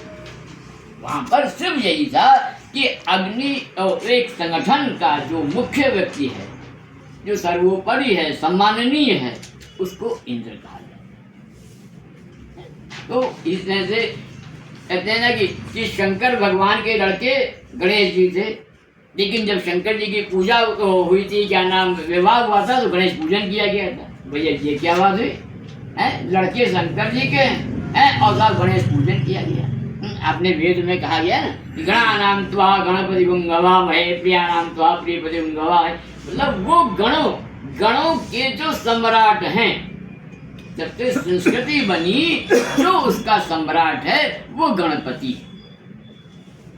तो ये ध्यान करने वाले प्रियानाम त्वा प्रिय, जो समस्त अच्छे लगने वाले लोग, जो सबसे अच्छा लगता है वो उसका देवता है। तो अपने वेद में वास्तव में पूरी तरह वैज्ञानिक तत्व हैं, उसमें कोई ऐसी चीज नहीं। तो कहने का मतलब उस जो हम लोग अभी जो बात करें अपनी उसमें आ जाए, वेद की उसकी बात पे न जाएं कि हम जो हैं, सूर्य जो है हमारा सबसे पहला देवता है, प्रतिदिन दर्शन देता है। हम कहते हैं भगवान तो दिखता तो है नहीं, लेकिन देखा ही नहीं आज तक भगवान को, क्या मान लें उसको। मानने वाली बात यह है कि जिससे हमें प्राप्त हो रहा है, और प्राप्त हो रहा है सूर्य से। अगर सूरज ना निकले, सूर्य निकलना बंद हो जाए तो क्या होगा, सब तहस हो जाएगा। थोड़ा सा ग्रहण पड़ता है तो उस पर वैज्ञानिक इतने लगे रहते हैं अब इससे क्या परिवर्तन हो रहा है, और परिवर्तन होते हैं। हमारा अध्यात्म और ज्योतिष बताता है कि इससे क्या परिवर्तन होते हैं। तो जब वो थोड़ी देर के लिए किरणें प्राप्त नहीं होती तो हो जाता है। तो वैसे तो ये सूर्य भी जो है हमारा देवता है। और दूसरा हमारा कौन है, हमारी सांस जो चल रही है, पवन हमारे प्राण। जब तक इस शरीर में ये प्राण चल रहा है, आना जाना, तब तक हम जीवित हैं। जिस दिन ये चलना बंद हो जाता है उस दिन हम समाप्त हो जाते हैं। क्या है, हम जीव और हमारा शरीर, यही है ना, हम जीव हमारा शरीर। बिल्कुल उसी तरह से जैसे दो कागज को लेकर के अगर उसमें गोंद लगा दिया जाए और उसको मिला दें तो वो एक मोटा अच्छा कागज बन जाता है। और अगर किसी प्लेट के द्वारा, किसी वैज्ञानिक उपकरण के द्वारा वो गोंद की प्लेट हटा दी जाए तो क्या होगा, एक कागज गिर जाएगा, एक कागज गिर जाएगा। वास्तविकता यही मृत्यु है। जिस दिन ये प्राण साथ छोड़ देता है, वास्तव में मौत कोई चीज नहीं है, मौत अपने आप में एक घटना है। दो लोग साथ थे, आपस में हाथ पकड़े थे, हाथ छूट गया, वो अलग हुए, वो अलग हो गए। शरीर पड़ा हुआ है सामने, वही शरीर जो कल तक चल फिर सकता था, जो बात कर सकता था, जो हमारी सहायता कर सकता था, वो आज लेटा हुआ है। और जो था वो चला गया। तो क्या है, पवन जो है, जो गति जो है, वही हमारा प्राण है। सूर्य हमारे देवता, पवन हमारे प्राण, अग्नि हमारी शक्ति। शक्ति क्या है, केवल ताप। जो अग्नि है, जो ऊर्जा है, ऊर्जा का स्रोत है, वही हमारी शक्ति अग्नि। इसीलिए पंच चित जल पावक गगन समीरा पंच ऋषि अधम शरीरा, ये 5 तत्व हैं। इन 5 से ही इलाज होता है। 5 की ही जब वो रेशियो अलग अलग हो जाता है, कम ज़्यादा हो जाता है, वही बीमारी होती है। हमारे प्रकृति के जिक्र से यही मानते हैं, धूप हवा मिट्टी पानी सबका यही इलाज है। लेकिन हम वैदिक उपचारक जो हैं उससे भी और सूक्ष्म पहुँच जाते हैं। सूर्य हमारे देवता, पवन हमारे प्राण, अग्नि हमारी शक्ति है, धरा वीर निर्माण। निर्माण काहे से हो रहा है, ठोस चीज और जल तत्व, दो शरीर दो ही से बना हुआ है। या तो इसमें ठोस है या जल है। और धरा निर्माण अगर आकाश न होता, अब क्या है, अगर ये बिल्कुल ठोस हो जाए, कहीं हिलने उड़ने की शक्ल खत्म हो जाए, जैसे कोई भी तत्व है, कोई भी टुकड़ा है, लोहे का, लकड़ी का, कोई भी, क्या ठोस है, उसमें जीवन नहीं दिखता, क्योंकि ठोस है, कंपन है ही नहीं, आकाश तो नहीं है। तो इसलिए हमारे अंदर गति के लिए आकाश तत्व की आवश्यकता होती है, और वही हमारे जीवन को क्या बोलते हैं, विचार दे पाता है। विचार सूक्ष्म है, वही आकाश है। तो सृष्टि निर्माता का विश्वास न होता, और कहते हैं अखंड प्रकाश विश्व को नित्य संवारें। हमारा काम यही है कि इस संसार को, इस समाज को, इस संस्कृति को, इस विज्ञान को, इस विचार को हम रोज इसमें कुछ न कुछ अपना सहयोग दें, तभी हम जीवित व्यक्ति, एक रिस्पॉन्सिबल मैन, एक अच्छे व्यक्ति नजर आएंगे, जब हम इसको स्वीकार करेंगे। और इसी को आगे अगले में इन्होंने कह दिया कि राधे हमको राह दे, कृष्णा मार्ग सुझाए। इसको आस्तिकता से भी जोड़ सकते हैं, लेकिन वास्तव में राधे कौन? राधे परम शक्ति है और कृष्ण उसका संचालक है। राधे हमको राह दे, कृष्णा मार्ग सुझाए, जो भी हो अभिनय मेरा। अभी जो ऊपर आपको दिया गया है निर्देशकम स्थितो ब्रह्म, इसको वहीं स्वीकार किया गया है कि जो भी हो अभिनय मेरा वो मुझसे करवाएं। अगर आपने मुझे उपचारक बनाया है तो अब हम मेरे द्वारा जो शक्ति संचालित हो रही है, जो हम वैदिक ऊर्जा उत्पन्न कर रहे हैं, वो हम उसको प्रदान करें, वो मुझसे करवाएं। न मन में अहम उठेगा, अहम नहीं होना चाहिए। बड़ी बड़ी बात है कि हम अगर वैदिक उपचारक बन गए तो कल से हम बिल्कुल अकड़े अकड़े घूमे, हट किसी से बोलना मत, मैं बहुत VIP बन गया हूँ। तो जब तक ये अहम रहेगा तब तक आप वैदिक उपचारक नहीं बन सकते। ये ध्यान रखिए कि अगर एक वैदिक उपचारक बनना है तो आपको बहुत छोटे स्तर से अपने कार्य को शुरू करना होगा। पहले सुखद प्रयास तमस वितुर हटेगा। निश्चित ही अगर हम अपने अंदर से ये अहंकार हटा देंगे, निश्चित ही हम जिस दिन अपने आप को कहते हैं ना कि वो अरे रंग लाती है हिना पत्थर पे जाने के बाद, जब आदमी अपने आप को मिटा देता है तब वो कुछ करता है। तो हमको भी निश्चित ही अपने लाइफ में बिल्कुल यही करना होगा कि पहले सुखद प्रकाश तभी तमस हटेगा। कह दिए घन प्रकाश हृदय में शक्ति साधे, करूँ राष्ट्र निर्माण, राह दें हमको राधे।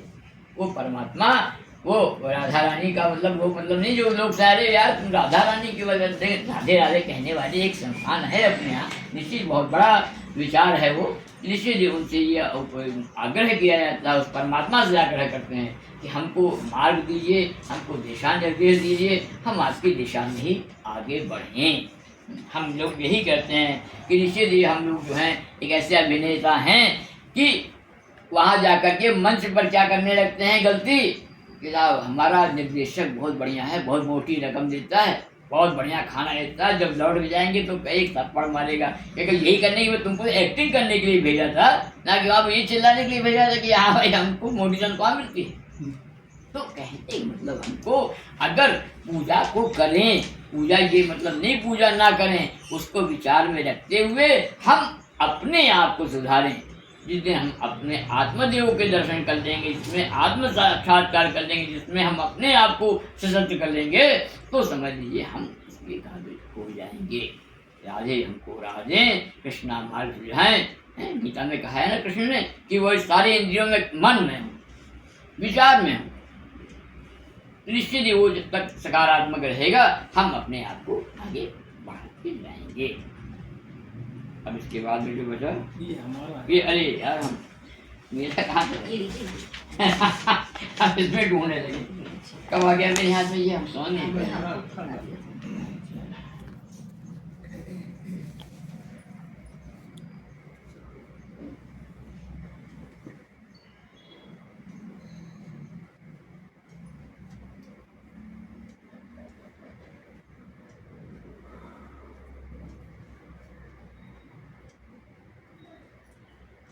इसके बाद हमारे में अनुसार जो ये सिलेबस बनाया था उसके अनुसार है कि आप लोग 24 पॉइंट्स पर अपनी पहले बात करिए और देखिए, एक दूसरे को चेक करिए, फिर बताइए कहाँ पे कमी हो रही तो हम कोशिश करें। एक दूसरे को देखिए।